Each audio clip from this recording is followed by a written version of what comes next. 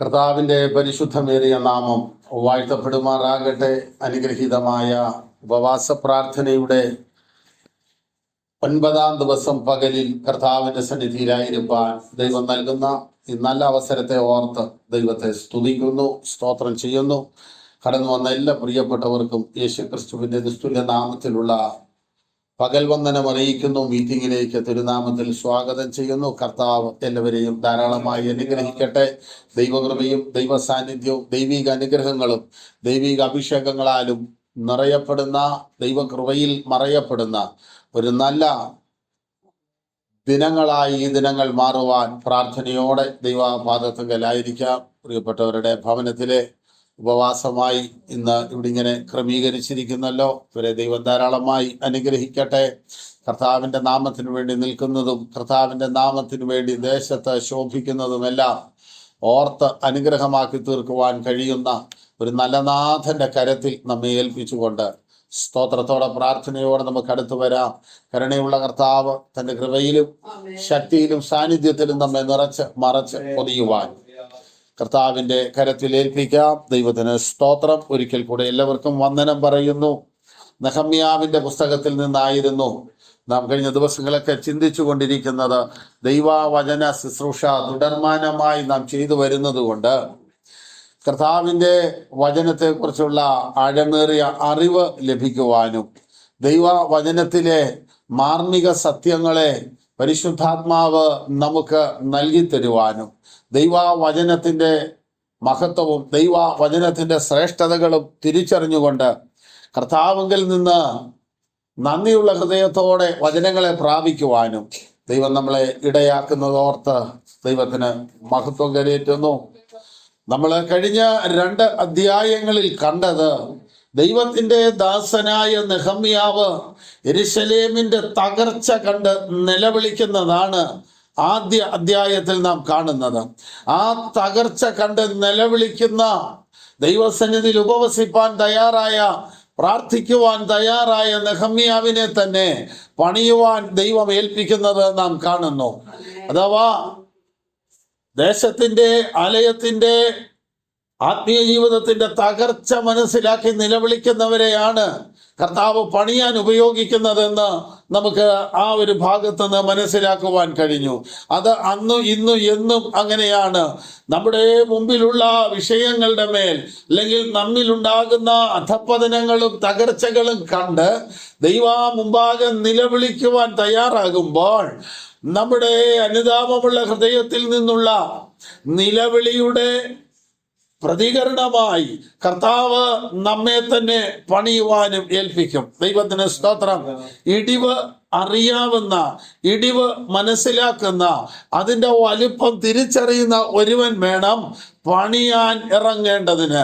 അതുകൊണ്ട് 2-ാം അധ്യായത്തിലേക്ക് വരുമ്പോൾ യെരൂശലേമിലേക്ക് നെഹമ്യാവ് എത്തുന്നതും ജനത്തെ ഒരുമിച്ച് കൊണ്ടുവരുന്നതും ആ ഇടിവുകളെല്ലാം നടന്ന് കണ്ട് എവിടെയൊക്കെ ഏതൊക്കെ ഭാഗത്താണ് പണികൾ നടക്കേണ്ടത്, ഏതൊക്കെ ഭാഗത്താണ് ഇടിവുകൾ ഉണ്ടായിരിക്കുന്നത്, അവയെല്ലാം തിരിച്ചറിഞ്ഞിട്ട് അതിൻ്റെ അതിലൂടെ ഒരു വലിയ പ്രവർത്തനത്തിനായി നെഹമ്യാവ് തന്നെത്താൻ ഒരുക്കുന്നതോടൊപ്പം ജനത്തെ ഒരുമിച്ച് കൂട്ടുവാനും ഇടയാകുന്നു. ഉപവാസ പ്രാർത്ഥന എന്ന് പറയുന്നത് നമ്മെ ദേഹി ആത്മാവ് സമ്പൂർണമായി പരിശോധിക്കുന്നതാണ്. നമ്മുടെ ജീവിതത്തിൻ്റെ എല്ലാ മേഖലയിലൂടെയും ആത്മാവ് നമ്മെ കൊണ്ടുപോകാൻ ഇടയാകണം. എല്ലാ മേഖലകളിലൂടെയും ദൈവത്തിൻ്റെ പരിശുദ്ധാത്മാവ് നമ്മെ കൊണ്ടുപോയിട്ട് നമ്മുടെ ഇടിഞ്ഞ ഭാഗങ്ങളെ, ഇടിവുള്ള മേഖലകളെ പരിശുദ്ധാത്മാവ് വെളിപ്പെടുത്തുമ്പോൾ അത് പണിത് ആ വിടവുകൾ നികത്തി, ആ ഇടിവുകൾ പണിതുയർത്തി കർത്താവിന്റെ സന്നിധിയിൽ മുമ്പോട്ട് പോകാൻ ഇടയാകണം. അതാണ് ക്രിസ്തീയ ജീവിതത്തിന്റെ ശ്രേഷ്ഠത. ഉപവാസത്തിൽ നടക്കേണ്ടത് ദൈവ പരിജ്ഞാനത്തിന് വിരോധമായി ഉയരുന്ന എല്ലാ കോട്ടകൊത്തളങ്ങളെയും ഇടിക്കുന്നതോടൊപ്പം ദൈവസന്നിധിയിൽ പണിതുയർത്തേണ്ടവയെ പണിതുയർത്തുവാനും ഇടയാകണം.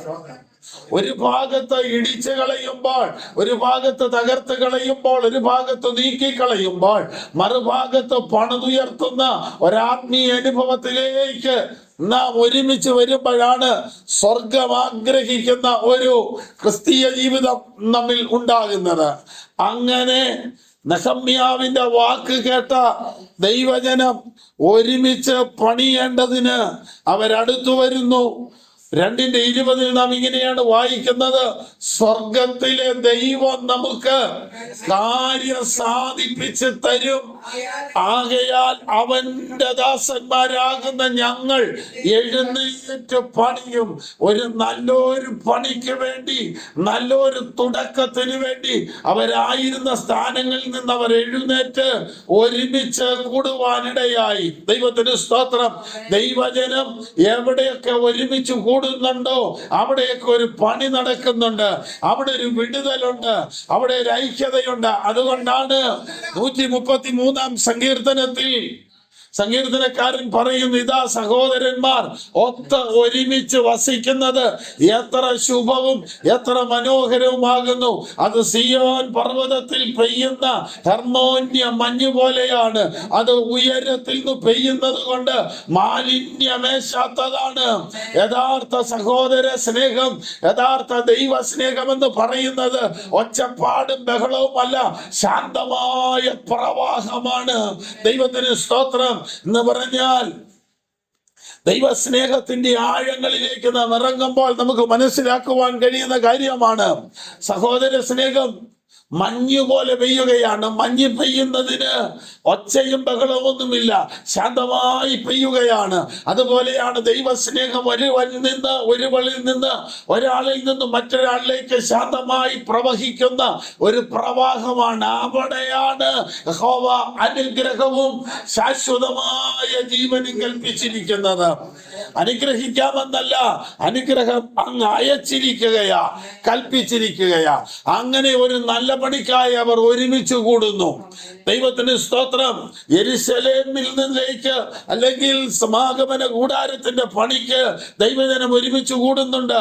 യെരിഹോവിനെ തകർക്കുവാൻ ദൈവജനം ഒരുമിച്ച് കൂടുന്നുണ്ട്. ദൈവത്തിന് സ്തോത്രം. ദൈവജനം ഒരുമിച്ച് കൂടുന്നത് പ്രാർത്ഥനയിലാണ്, ആരാധനയിലാണ്, ദൈവ സാന്നിധ്യം അനുഭവിക്കുവാനാണ്. കർത്താവായ യേശു ക്രിസ്തുവിന്റെ പ്രാർത്ഥനയും അത് തന്നെയായിരുന്നു: പിതാവേ, ഞാനും നീയും ഒന്നായിരിക്കുന്നത് പോലെ ഇവരും നമ്മിൽ ഒന്നാകേണ്ടതിന്. അപ്പോൾ ഒരുമിക്കുക എന്നതാണ് ഏതൊരു പണിയുടെയും ആദ്യ ഭാഗം. അത് കുടുംബത്തിലാണെങ്കിലും സഭയിലാണെങ്കിലും ഏത് വഴിയിലാണെങ്കിലും ദൈവജനം ഒരുമിക്കുമ്പോൾ ഒരുമിക്കുന്നിടത്ത് ദൈവം അത്ഭുതങ്ങളെ ചെയ്യുവാനിടയാകും. ഇവിടെ ഇനി നമ്മൾ തുടർന്ന് 3-ാം അധ്യായത്തിലേക്ക് പ്രവേശിക്കുകയാണ്. 3-ാം അധ്യായം മുഴുവനും അതിന്റെ 1 മുതൽ 32 വരെയുള്ള വാക്യങ്ങളും മതിൽപ്പണിയെ കുറിച്ചാണ് പറയുന്നത്. യെരുശലേം പട്ടണത്തിന് 10 വാതിലാണുള്ളത്. ആ 10 വാതിലും ഇടിച്ചു കളഞ്ഞു ശത്രു. അതുകൊണ്ട് ആ 10 വാതിലും അവർ പണിയുവാൻ തയ്യാറാവുകയാണ്. ദൈവത്തിന് സ്തോത്രം. ആദ്യത്തെ വാക്യം മുതൽ 32-ാമത്തെ വാക്യം വരെ നാം വായിക്കുമ്പോൾ ആ അധ്യായത്തിൽ എല്ലാ ആളുകളെയും ഉൾക്കൊള്ളിച്ചുകൊണ്ട് പുരോഹിതനാണ് പണി തുടങ്ങുന്നത്. അതിനകത്ത് കൊല്ലന്മാരും തട്ടാന്മാരും പുരോഹിതന്മാരും നാട്ടുംപുറക്കാരും സാധാരണക്കാരും ധനവാന്മാരും ശ്രേഷ്ഠന്മാരും എല്ലാം അതിനകത്ത് ഒന്നിച്ചുകൂടി ദൈവസഭയുടെ കെട്ടുപണിക്ക്, ദൈവവേല എന്ന കെട്ടുപണിക്ക് അതിനകത്ത് വലിപ്പ ചെറുപ്പ വ്യത്യാസമില്ലാതെ, ജാതി വർണ്ണ വർഗ വ്യത്യാസമില്ലാതെ, മനുഷ്യൻ നിറത്തിന്റെയും കളറിന്റെയും വിഭാഗീയതയുടെയും ഒക്കെ പേരിൽ പലതിൽ നിന്നും മാറ്റി നിർത്തപ്പെടുമ്പോൾ ദൈവവേലയ്ക്ക്, ദൈവസഭയുടെ പണിക്ക് എല്ലാവരും ഒരുമിച്ച് കൂടേണ്ടത് ആവശ്യമാണെന്നാണ് പറയുന്നത്. പണി തുടങ്ങുന്നത് ആരാ നിങ്ങൾ നോക്കൂ. 3-ാം അധ്യായം 1-ാം വാക്യം: അങ്ങനെ മഹാപുരോഹിതനായ ഏലിയാശീബ് എഴുന്നേറ്റ് തന്റെ സഹോദരന്മാരായ പുരോഹിതന്മാരോട് ചേർന്ന് ആട്ടിൻവാതിൽ പണിതു. ദൈവത്തിന് സ്തോത്രം. പുരോഹിതൻ വേണം തുടങ്ങുവാൻ. പുരോഹിതൻ പണിത ആദ്യത്തെ വാതില് ആട്ടിൻവാതിലാണ്. യോഹന്നാൻ 10:7 ആമേൻ ആമേൻ ഞാൻ പിന്നെയും നിങ്ങളോട് പറയുന്നു, ആടുകളുടെ വാതിൽ ഞാനാകുന്നു. അപ്പോൾ ഒന്നാമത്തെ വാതില് യേശു ക്രിസ്തുവിനെ കാണിക്കുകയാണ്. അപ്പോൾ തുടങ്ങേണ്ടത് എവിടുന്ന? കർത്താവിൽ നിന്ന് തുടങ്ങണം. 32-ാം വാക്യത്തിൽ നാം കാണുന്നു, ആട്ടുവാതിൽക്കൽ ചെന്ന് പണി അവസാനിച്ചു. അപ്പോൾ കർത്താവിൽ തുടങ്ങി കർത്താവിൽ അവസാനിക്കുന്നതായിരിക്കണം ഒരു ദൈവ പൈതന്റെ വിശ്വാസ ജീവിതത്തിന്റെ പണി. ക്രിസ്തുവിൽ തുടങ്ങി ക്രിസ്തുവിൽ അവസാനിപ്പിക്കണം. ഇടയ്ക്ക് ക്രിസ്തു മാറിപ്പോകരുത്, ഇടയ്ക്ക് ക്രിസ്തു കൈവിട്ടു പോകരുത്. ബാക്കി എവിടെ പണിതാലും പുരോഹിതനാണ് തുടങ്ങേണ്ടത്. തുടങ്ങുന്നത് കർത്താവിൽ നിന്ന് തുടങ്ങണം. നിങ്ങളിൽ നല്ല പ്രവൃത്തി ആരംഭിച്ചവൻ യേശു ക്രിസ്തുവിന്റെ നാളോളം അതിനെ തികയ്ക്കണം. അപ്പോൾ അടിസ്ഥാനമെന്ന് പറയുന്നത് കർത്താവാണല്ലോ. അതുകൊണ്ട് അവിടുന്ന് വേണം തുടങ്ങാൻ. യേശു ക്രിസ്തു ഇട്ടിരിക്കുന്ന, അല്ലെ പിതാവായ ദൈവം ഇട്ടിരിക്കുന്ന യേശു ക്രിസ്തു എന്ന അടിസ്ഥാനമല്ലാതെ മറ്റൊന്നിടാൻ ആർക്കും കഴിയുകയില്ല. അതുകൊണ്ട് പണി തുടങ്ങിയപ്പോൾ കർത്താവിൽ നിന്ന് തുടങ്ങി. ദൈവത്തിന് സ്തോത്രം. ദൈവസഭയുടെ പണിക്ക് കർത്താവിട്ട കല്ലാണ് യേശു ക്രിസ്തു എന്ന മൂലക്കല്ല്. അല്ലാതെ വേറൊന്നിട്ട് പണിയാനൊക്കത്തില്ല. 1 പത്രോസ് 2 കാണുന്നു, മനുഷ്യർ തള്ളിയതെങ്കിലും ദൈവസന്നിധിയിൽ ശ്രേഷ്ഠവും മാന്യവുമായ ജീവനുള്ള കല്ലായ അവന്റെ അടുക്കൽ വന്നിട്ട്. അപ്പോൾ കർത്താവ് എടുക്കുന്ന കല്ലിനൊരു പ്രത്യേകതയുണ്ട്. ദൈവസഭയുടെ പണിക്ക് വേണ്ടി, ആലയം പണിക്ക് വേണ്ടി കർത്താവ് എടുക്കുന്ന കല്ല് ഒന്നാമത്തേത് മനുഷ്യർ തള്ളിയത്. മനുഷ്യർ തള്ളിയത്, ലോകം മാറ്റിയിട്ടത്, ആർക്കും ഒരിടത്തും കൊള്ളിക്കാൻ മേലാത്തത്, പാരമ്പര്യം തള്ളിയത്, വൈദ്യശാസ്ത്രം തള്ളിയത്, മന്ത്രവാദങ്ങൾ മടുത്തുപോയത്, അങ്ങനെ പണിയാൻ കൊള്ളാവുന്നവരെല്ലാം പണിത് അവസാനിപ്പിച്ച കല്ല്. ഞങ്ങളുടെയൊക്കെ നാട്ടിൽ കയ്യാലയൊക്കെ കെട്ടുമ്പോൾ, അല്ലെങ്കിൽ വീടിന് തറയൊക്കെ കെട്ടുമ്പോൾ ഇന്നത്തെ പോലുള്ള സംവിധാനമൊന്നുമില്ല. അന്ന് കയറ് വലിച്ചു കെട്ടി മേശരി ചുറ്റിക കൊണ്ട് അടിച്ച് ആ കല്ലിന്റെ മുഖം ശരിയാക്കി ആ കല്ല് മറ്റു കല്ലുകളുടെ പുറത്തെടുത്ത് വെച്ചിട്ട് ചില നീങ്ങി നിന്ന് പുള്ളി വീണ്ടും അത് നോക്കും, ഇതിനോട് ചേർന്നിരിക്കുന്ന കല്ലുമായിട്ട് ഇത് ഒക്കുന്നുണ്ടോ എന്ന്. കാരണം ഈ കല്ല് പോലെ തന്നെ മറ്റേ കല്ലും വരണം, അല്ലെ മറ്റേ കല്ലിന്റെ അതേ ഷേപ്പിൽ ഈ കല്ലും വരണം. ഇല്ലെങ്കിൽ 2 രീതിയിലായി പോകും. അത് വരരുത്. കാരണം ദൈവസന്നിധി വരുന്നവരുടെ എല്ലാം ഹൃദയവും ചിന്തയും മനോഭാവവും ആത്മാവും ഒന്നാണല്ലോ. അതുകൊണ്ട് അതുപോലെ വരണം. അങ്ങനെ വന്നില്ലെങ്കിൽ അത് വരാൻ വേണ്ടി ചുറ്റിക വെച്ച് തട്ടി തട്ടി അതിന്റെ ഷേപ്പ് ശരിയാക്കും. ദൈവവചനം പാറയെ തകർക്കുന്ന ചുറ്റികയാണ്. ജീവിതത്തിൽ ദൈവത്തിന്റെ സന്നിധിയിൽ മരുങ്ങാത്ത, പദം വരാത്ത, പാകപ്പെടാത്ത എല്ലാ മുട്ടും മുഴകളും എല്ലാം വചനം വെച്ച് തട്ടിക്കളഞ്ഞ് അതിനെ ദൈവസഭയുടെ പണിയിലേക്ക് കൊണ്ടുവരികയാണ്. വേറെ ചില കല്ലുണ്ട്, എങ്ങനെ അടിച്ചാലും ശരിയാകുകയില്ല, ഒരു തരത്തിലും മുഖം വരികയില്ല, അത് ഒരിടത്തും കൊള്ളിക്കാനൊക്കെയല്ല. മറ്റു കല്ലിന്റെ പുറത്ത് വെച്ചാൽ അത് അവിടെ ഉറച്ചിരിക്കുകയല്ല. ഉറച്ചിരിക്കാത്തടത്തോളം കാലം അതിന്റെ മീതെ വേറൊരു കല്ല് വിശ്വസിച്ച് വെച്ച് പണിയാനും ഒക്കെയല്ല. അങ്ങനെ വരുമ്പോ ഇതിനെ അങ്ങ് മാറ്റിയിട്ടേക്കും, തള്ളിക്കളഞ്ഞതല്ല. ഇതുപോലെ പണിക്കാർ ഒരു തരത്തിലും ഒപ്പിക്കാൻ മേലാത്ത കല്ലിനെ എടുത്ത് പ്രധാന കല്ലാക്കി കർത്താവ് മാറ്റി. ഇതുപോലെ നമ്മൾ എന്ത് ചെയ്യുന്നറിയാം, ഈ ഇവിടുത്തെ മേസ്തിരിമാർ അവസാനം ഇത് തറ എല്ലാം പൊങ്ങിക്കഴിയുമ്പോൾ പിന്നെ തറ ഫില്ല് ചെയ്യാൻ വേണ്ടി മണ്ണെടുത്തിടും. മണ്ണെടുത്തുന്ന കൂട്ടത്തിൽ ഇതിനെ എടുത്ത് അകത്തോട്ടിടും. അപ്പോൾ ഇതിനെ മാറ്റിക്കളയുകയല്ല, ഈ കെട്ടിന്റെ അകത്ത് ആരും കാണാതെ ഈ സാധനത്തിനെ അവിടെ അങ്ങ് ഒളിപ്പിച്ചിരിക്കുക. എന്ന് പറഞ്ഞാൽ നല്ല പണിക്കാരന് തള്ളിക്കളയാൻ ഒരു കല്ലില്ലെന്നാണ്. ദൈവത്തിന് സ്തോത്രം. നമ്മുടെ കർത്താവ് ഒരു നല്ല പണികാരനായത് കൊണ്ട് ഉപേക്ഷിക്കാൻ ഒരു കല്ലില്ല. അങ്ങനെ ഒരു കല്ലുണ്ടായിരുന്നെങ്കിൽ അവൻ ആദ്യം കളയേണ്ടത് തന്നെയാണ്. ദൈവസന്നിധിയിൽ നമുക്കാർക്കും യോഗ്യതകളൊന്നും പറയാനില്ല. ദൈവസന്നിധിയിൽ നമുക്കെപ്പോഴും കർത്താവ് നടത്തുന്ന കാര്യമല്ലാതെ അതിനപ്പുറത്തൊന്നും പറയാനില്ല. പ്രിയമുള്ളവരെ, ക്രിസ്തുവിൽ നിന്ന് പണി തുടങ്ങി മനുഷ്യർ തള്ളിയതെങ്കിലും ദൈവസന്നിധിയിൽ ശ്രേഷ്ഠവും മാന്യമായ ജീവനുള്ള കല്ലായി അവന്റെ അടുക്കൽ വന്നിട്ട് നിങ്ങളും ജീവനുള്ള കല്ലുകൾ എന്ന പോലെ, അപ്പോൾ ക്രിസ്തുവാകുന്ന കല്ലിനോട് ചേർത്ത് വെച്ച് പണിയുന്ന കല്ലിലേക്കും ക്രിസ്തുവിലെ ജീവൻ പകരും. കർത്താവിന്റെ വചനം പറയുന്നു, നിങ്ങൾക്ക് ജീവൻ ഉണ്ടാകുവാനും സമൃദ്ധിയായിട്ടുണ്ടാകുവാനും അത്ര ഞാൻ വന്നത്. അപ്പോൾ യേശു ക്രിസ്തുവിനോട് ചേർത്ത് പണിയുമ്പോൾ ക്രിസ്തുവിൽ വിശ്വസിക്കുന്നവൻ മരിച്ചാലും ജീവിക്കുമല്ലോ.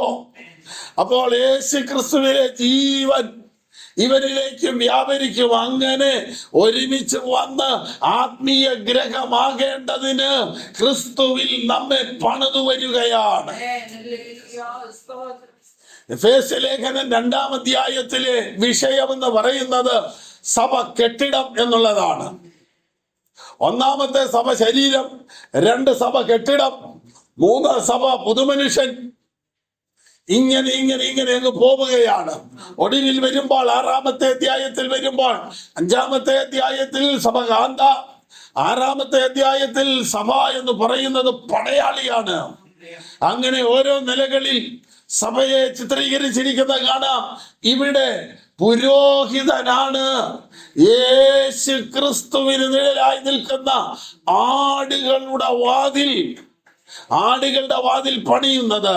യെരൂശലേം പട്ടണത്തിൽ നിന്ന് പട്ടണത്തിന് വെളിയിലേക്ക് ആടുകളെ കൊണ്ടുപോകുന്നത് ഈ വാതിലിലൂടെയാ.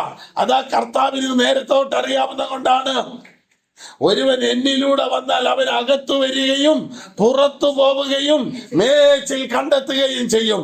ആടുകളെ പുറത്തു മേച്ചിലേക്ക് കൊണ്ടുപോകുന്നത് ഈ വാതിലിലൂടെയാ, തിരിച്ചകത്തേക്ക് കൊണ്ടുവരുന്നത് ഈ വാതിലിലൂടെയാ.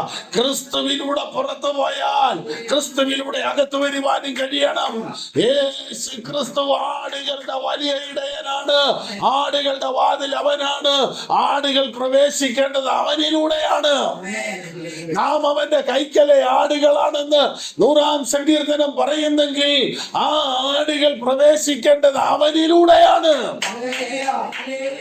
ദൈവത്തിന് സ്തോത്രം. ആ വാതിൽ പണിയേണ്ടത് പുരോഹിതനാണ്. ദൈവത്തിന് സ്തോത്രം.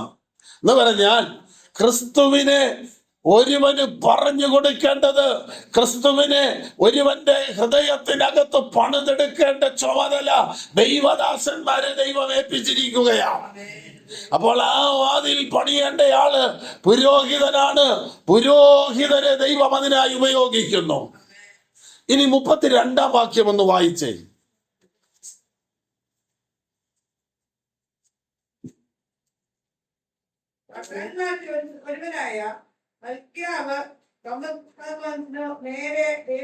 ദൈവദാസന്മാരുടെയും കച്ചവടക്കാരുടെയും സ്ഥലം വരെയും കോണിക്കലെ മാളിക മുഴുവരെയും അറ്റകുറ്റം തീർന്നു.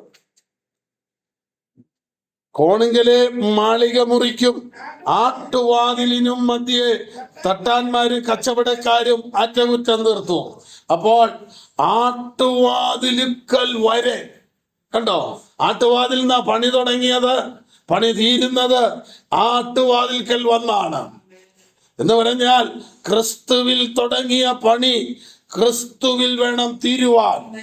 ഇനി നമ്മൾ ഇതിന്റെ 2-ാമത്തെ ഭാഗത്തേക്ക് വരികയാണ്. അപ്പോൾ 1-ാമത്തെ ഭാഗം പണിതത് പുരോഹിതന്മാരാണ്. അവർ പണിതത് ആട്ടുവാതിലാണ്, അഥവാ യേശു ക്രിസ്തുവിനെ വാതിൽ നിഴലായി നിൽക്കുന്നു. അവർ പണിതതിനപ്പുറത്തേക്ക് 2-ാം വാക്യത്തിലേക്ക് വരുമ്പോൾ അവർ പണിതതിനപ്പുറം യെരിഹോക്കാർ പണിതു. അവരുടെ അപ്പുറം ഇമ്രിയുടെ മകനായ സക്കൂർ പണിതു. ദൈവത്തിന് സ്തോത്രം. 3-ാം വാക്യത്തിലേക്ക് വരുമ്പോൾ 2-ാമത്തെ വാതിൽ യെരൂശലേം പട്ടണത്തിന്റെ 2-ാമത്തെ വാതിലാണ് മീൻവാതിൽ. മത്സ്യം ആത്മാക്കളെ കാണിക്കുകയാണ്. അപ്പോൾ കർത്താവിനെ കുറിച്ചുള്ള, കർത്താവിന് നിഴലായി നിൽക്കുന്ന ആടുകൾക്കുള്ള വാതിലിനെ പണിത് കഴിഞ്ഞാൽ പിന്നെ ആത്മാക്കളുടെ കാര്യമാണ് നോക്കേണ്ടത്. ദൈവത്തിന് സ്തോത്രം. അപ്പോൾ കർത്താവിന്റെ കാര്യത്തിന് വേണ്ടി നിന്ന് കഴിഞ്ഞാൽ, കർത്താവിനുള്ള സ്ഥാനം കൊടുത്തു കഴിഞ്ഞാൽ പിന്നെ ആത്മാക്കൾക്ക് എന്നുള്ളതാണ് അടുത്ത ഭാഗം. നിങ്ങൾ നോക്കൂ, ആടുകളുടെ വാതിൽ പണിത് കഴിഞ്ഞപ്പോൾ മീൻ വാതിലാണ് പണിയുന്നത്. മത്സ്യങ്ങൾ ആത്മാക്കളെ കാണിക്കുകയാണല്ലോ. ദൈവരാജ്യം എല്ലാ വലയും എല്ലാ മീനും പിടിക്കുന്ന വലയോട് സദൃശ്യം എന്ന് നാം തിരുവചനത്തിൽ വായിക്കുന്നു.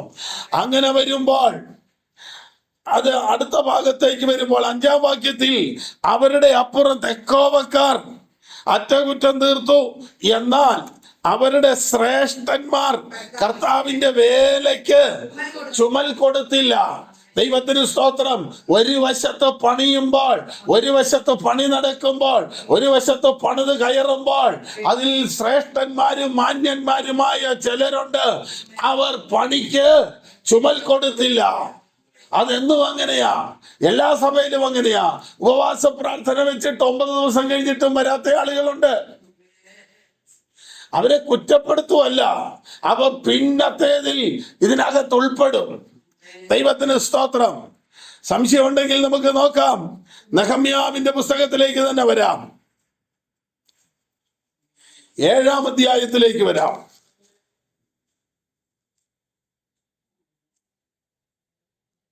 അതിന്റെ 70-ാം വാക്യം.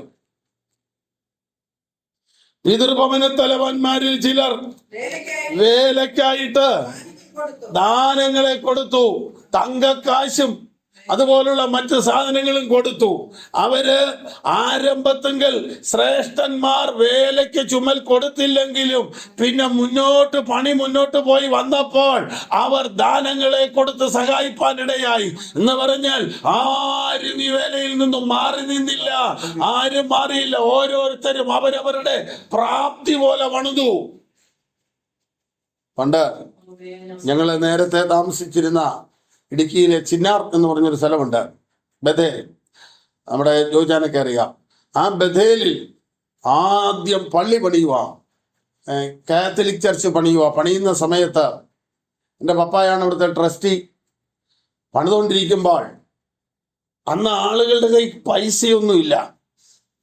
അവര് പള്ളിക്ക് പൈസ കൊടുക്കേണ്ടതിന് പകരം അവര് പണി ചെയ്യുക. അവരങ്ങനെ പണി ചെയ്ത് കൊടുക്കുക. ഇത്ര ദിവസത്തെ പണി ചെയ്ത് കൊടുക്കുക. ഇന്നത്തെ പോലെ JCB ബുൾഡോസറോ ഒന്നുമില്ല. കമ്പിയും പിക്കാസും വെച്ച് ഒരു പലകയിൽ ആണി അടിച്ചിട്ട് 2 പേര് കയറുകൊണ്ട് വലിച്ചിങ്ങനെ തള്ളിപ്പിടിച്ചിങ്ങനെ ഉന്തി മറിക്കുന്ന ആ JCBയുടെ ഫ്രണ്ടിലെ സംവിധാനമാണ് അന്നുണ്ടായിരുന്നത്. അങ്ങനെ കഷ്ടപ്പെട്ടു. ഞാൻ പറഞ്ഞു വന്നത്, ആരംഭത്തെങ്കിൽ ആളുകൾ പണിക്കായി തയ്യാറായി. അവരുടെ കയ്യിൽ തങ്കക്കാശോ മറ്റു ദാനങ്ങളോ കൊടുക്കാനില്ല. ഉണ്ടായിരുന്ന പലരും അനക്കാതെ വെച്ചിരിക്കുക.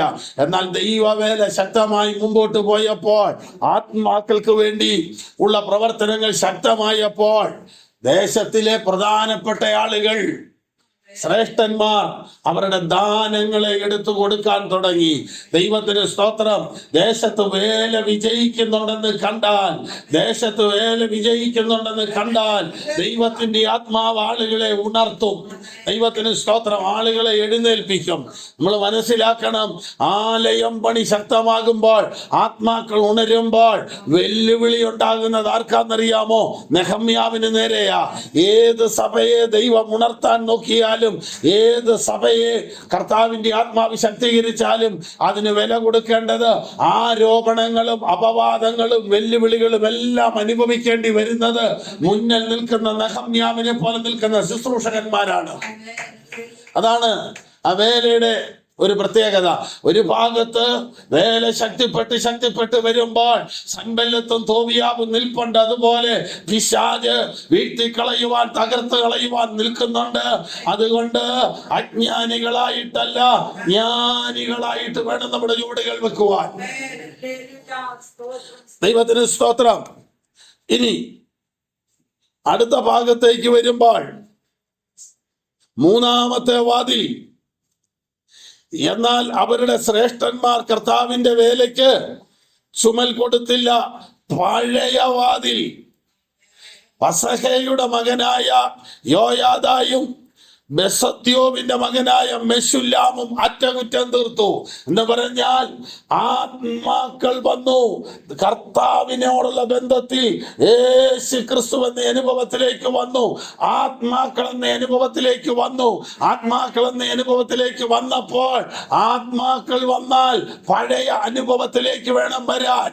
ദൈവത്തിന് സ്തോത്രം. ആദ്യ നൂറ്റാണ്ടിന്റെ അനുഭവത്തിലേക്ക് വരണം, പഴയ അനുഭവത്തിലേക്ക്. ഇവിടെ പഴയതെന്ന് പഴയ വാതിലെന്ന് പറഞ്ഞിരിക്കുന്നതിന്റെ കാരണം പണ്ടവിടെ ഒരു വാതിൽ ഉണ്ടായിരുന്നു, അത് ശത്രു ഇടിച്ചു കളഞ്ഞതാ. ആ വാതിലേക്ക് വന്നു. ദൈവജനം ഇറങ്ങിയ കാലത്തെ ആത്മീയ നിലവാരത്തിലേക്ക് തിരിച്ചു വരണം. ദൈവജനം ആരംഭകാലത്തെ ആ പണ്ടത്തെ നാളിലേക്കൊന്ന് തിരിച്ചു വരണം. ഇയ്യോബ് പറയുന്നുണ്ട്, അയ്യോ ഞാൻ ദൈവസന്നിധിയിൽ കഴിഞ്ഞ നാളുകളിൽ ഇരിക്കുകയും എന്റെ മക്കൾ എന്റെ മേശയ്ക്ക് ചുറ്റും ഇരുന്ന ആ പണ്ടത്തെ നാള് പോലെ ഞാൻ ആകണം. അന്ന് എന്റെ കർത്താവിന്റെ സാന്നിധ്യം എന്റെ കൂടാരത്തോടു കൂടെ ഉണ്ടായിരുന്നു. അപ്പോൾ കർത്താവ് നമ്മോട് കൂടെ ഉണ്ടാകുന്ന, കർത്താവ് കൂടെ ഇരിക്കുന്ന, കർത്താവിനെ ചേർത്ത് നിർത്തുന്ന ആ പഴയ അനുഭവം നമുക്കുണ്ടാകണം. ഇന്ന് പലരും പുതിയ പുതിയ വാതിലുകളും പുതിയ പുതിയ മേഖലകളും ഒക്കെ അന്വേഷിച്ചു പോകുമ്പോൾ, ആത്മീയതയുടെ പുതിയ പുതിയ വാതിലുകൾ അന്വേഷിക്കുമ്പോൾ, ആത്മീയതയുടെ പുതിയ വാതിലുകളല്ല അന്വേഷിക്കേണ്ടത്, ആത്മീയതയുടെ പഴയ വാതിലുകളിലേക്ക് തിരികെ പോകണം.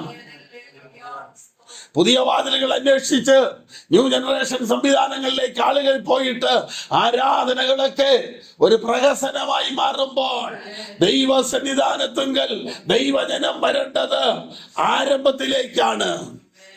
ദൈവസഭയ്ക്ക് നവീകരണം വരണമെന്ന് പ്രാർത്ഥിക്കാറുണ്ട്.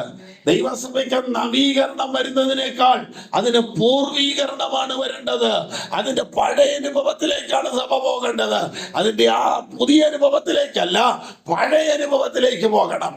പഴയെന്ന് പറയുന്ന പാരമ്പര്യമല്ല, നമ്മളൊക്കെ ഇറങ്ങിയ നാളിലെ സന്തോഷം.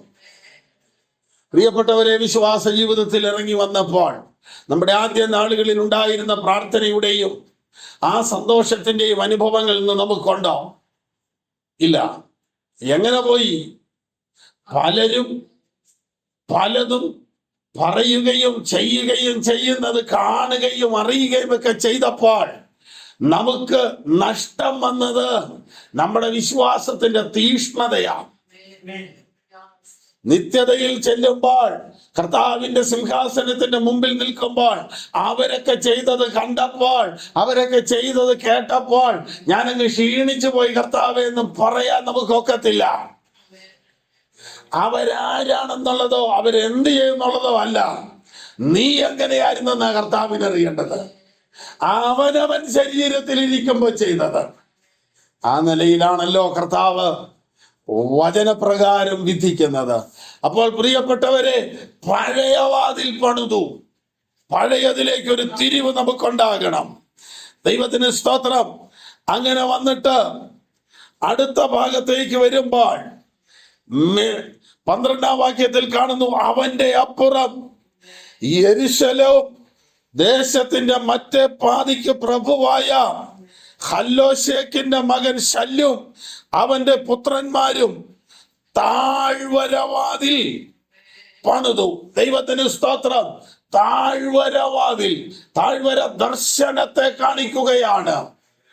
പ്രവചനം ഉന്നതിയെ കാണിക്കുകയാണ്. പ്രവചനം കുന്നായിരിക്കുമ്പോൾ ദർശനം താഴ്വരയാണ്. പ്രവചനത്തിന്റെ കുന്നുകളും ദർശനത്തിന്റെ താഴ്വരകളിലൂടെയുമാണ് ദൈവത്തിന്റെ പരിശുദ്ധാത്മാവിന്റെ നദി ഒഴുകുന്നത്. അല്പം കൂടെ കാവ്യാത്മകമായി പറഞ്ഞാൽ, ഏദൻ തോട്ടത്തിൽ നിന്ന് ഒരു നദി പുറപ്പെട്ടു എന്ന് തിരുവചനത്തിൽ കാണുന്നു. 2:10 ഉൽപ്പത്തി 2:10. അത് ഉൽപ്പത്തിയിൽ നിന്ന് ഒന്നായി ഇങ്ങോട്ട് ഒഴുകിയിട്ട് അത് 4 ശാഖകളായി പിരിഞ്ഞ് പീശോൻ, ഈഹോൻ, ഹിദ്ദക്കേൽ, ഫ്രാത്ത് ഇങ്ങനെ ഒഴുകി വന്നിട്ട് അത് ഒഴുകി ഒഴുകി ഒഴുകി ഒഴുകി വിവിധങ്ങളായ ദർശന കുന്നുകളുടെയും പ്രവചന താഴ്വരകളുടെയും ഇടയിലൂടെ പതഞ്ഞൊഴുകി വെളിപ്പാട് പുസ്തകത്തിൽ വരുമ്പോൾ അത് പളുങ്കിനൊത്ത കണ്ണാടി കടലായി മാറുന്നു. ഇവിടെ ഒഴുകുന്ന ഏത് നദിയും സമുദ്രത്തിൽ ചെല്ലുന്നത് പോലെ ഒരു കൊച്ചരുവിയായി ആരംഭിക്കുന്ന ആത്മസാന്നിധ്യം വെളിപ്പാട് പുസ്തകത്തിൽ മഹാസാഗരമായി മാറുന്നു. ഈ നദിയുടെ തീരത്താണ് 23-ാം സങ്കീർത്തനക്കാരൻ തന്റെ ആടുകളെ ദാഹിക്കുമ്പോൾ കൊണ്ടുപോകുന്ന സ്വസ്ഥതയുള്ള വെള്ളം. വെളിപ്പാടുകാരനായ ദൈവത്തിന്റെ ദാസനായ ദാനിയേൽ വെളിപ്പാട് കാണുന്നത് ഈ മഹാനദിയുടെ ഒരു ശാഖയായ ഹിദ്ദക്കേൽ നദിയുടെ തീരത്തിരുന്നു കൊണ്ടാണ്. വെളിപ്പാട് 10 ദാനിയേൽ പ്രവചനം 10 കാണുന്നു. 1-ാം മാസം 24-ാം തീയതി ഹിദ്ദക്കേൽ എന്ന മഹാനദി തീരത്തിരിക്കയിൽ എന്ന് പറയുന്നു. അപ്പോൾ ഈ ദർശനം കാണുവാൻ, വെളിപ്പാട് കാണുവാൻ, ആലോചന കേൾക്കുവാൻ ഈ ദൈവത്തിന്റെ ദാസനായ ദാനിയേൽ ഇരുന്നത് ഈ നദിയുടെ തീരത്താണ്. അപ്പോൾ വെളിപ്പാട് പുസ്തകം വരെ ഇങ്ങനെ ഒഴുകിക്കൊണ്ടിരിക്കുന്ന ഒരു മഹാനദി കാണുന്നു. ദർശനത്തിന്റെയും താഴ്വരയുടെയും ഇടവഴി ഒഴുകുന്നത്, അഥവാ വെളിപ്പാടുകളുടെയും ദർശനങ്ങളുടെയും പ്രവചനത്തിന്റെയും കുന്നുകളുടെയും താഴ്വരകളുടെയും ഇടയിലൂടെയാണ് ആത്മീയ നദി ഒഴുകുന്നത്. അപ്പോൾ ദൈവത്തിന്റെ ആലോചനകളുണ്ട്, ദൈവിക കാഴ്ചപ്പാടുണ്ട്. കർത്താവായ യേശു ക്രിസ്തു ഒരു സൈഡിൽ, ആത്മാക്കൾ ഒരു സൈഡിൽ. ഈ യേശു ക്രിസ്തുവിനെയും ആത്മാക്കളെയും ഒരുമിപ്പിച്ച് പഴയ അനുഭവത്തിലേക്ക് കൊണ്ടുപോകുമ്പോഴാണ് അവിടെ ദർശനങ്ങൾ ഉണ്ടാകുന്നത്, ദർശന താഴ്വരകൾ ഉണ്ടാകുന്നത്. കർത്താവിന്റെ വചനത്തിൽ ദൈവത്തിന്റെ ആത്മാവ് യെശയ്യാവിലൂടെ പറയുന്നുണ്ട് ദർശന താഴ്വരയെ കുറിച്ചുള്ള പ്രവാചകം. അപ്പോൾ ദർശനം താഴ്വരയാണ്. യെഹെസ്കേൽ 37 ദൈവത്തിന്റെ ആത്മാവെന്നെ എടുത്തുകൊണ്ടുപോയി താഴ്വരയിലേക്ക് പോയി. അപ്പൊ താഴ്വര ദർശനത്തെ കാണിക്കുകയാണ്. അപ്പോൾ ദൈവം, കർത്താവായ യേശു ക്രിസ്തുവും ആത്മാക്കളും ഒരുമിച്ച് വരുമ്പോൾ പഴയ അനുഭവത്തിലേക്ക് വരും. ആ പഴയ അനുഭവത്തിൽ വരുമ്പോൾ അവിടെ ദർശനങ്ങളും ആലോചനകളും ഉണ്ടാകണം. ആ വാതിൽ ഇടിഞ്ഞു പോയിട്ടുണ്ടെങ്കിൽ ആ വാതിൽ ഇന്ന് പകൽ പണിയുവാനിടയാകണം.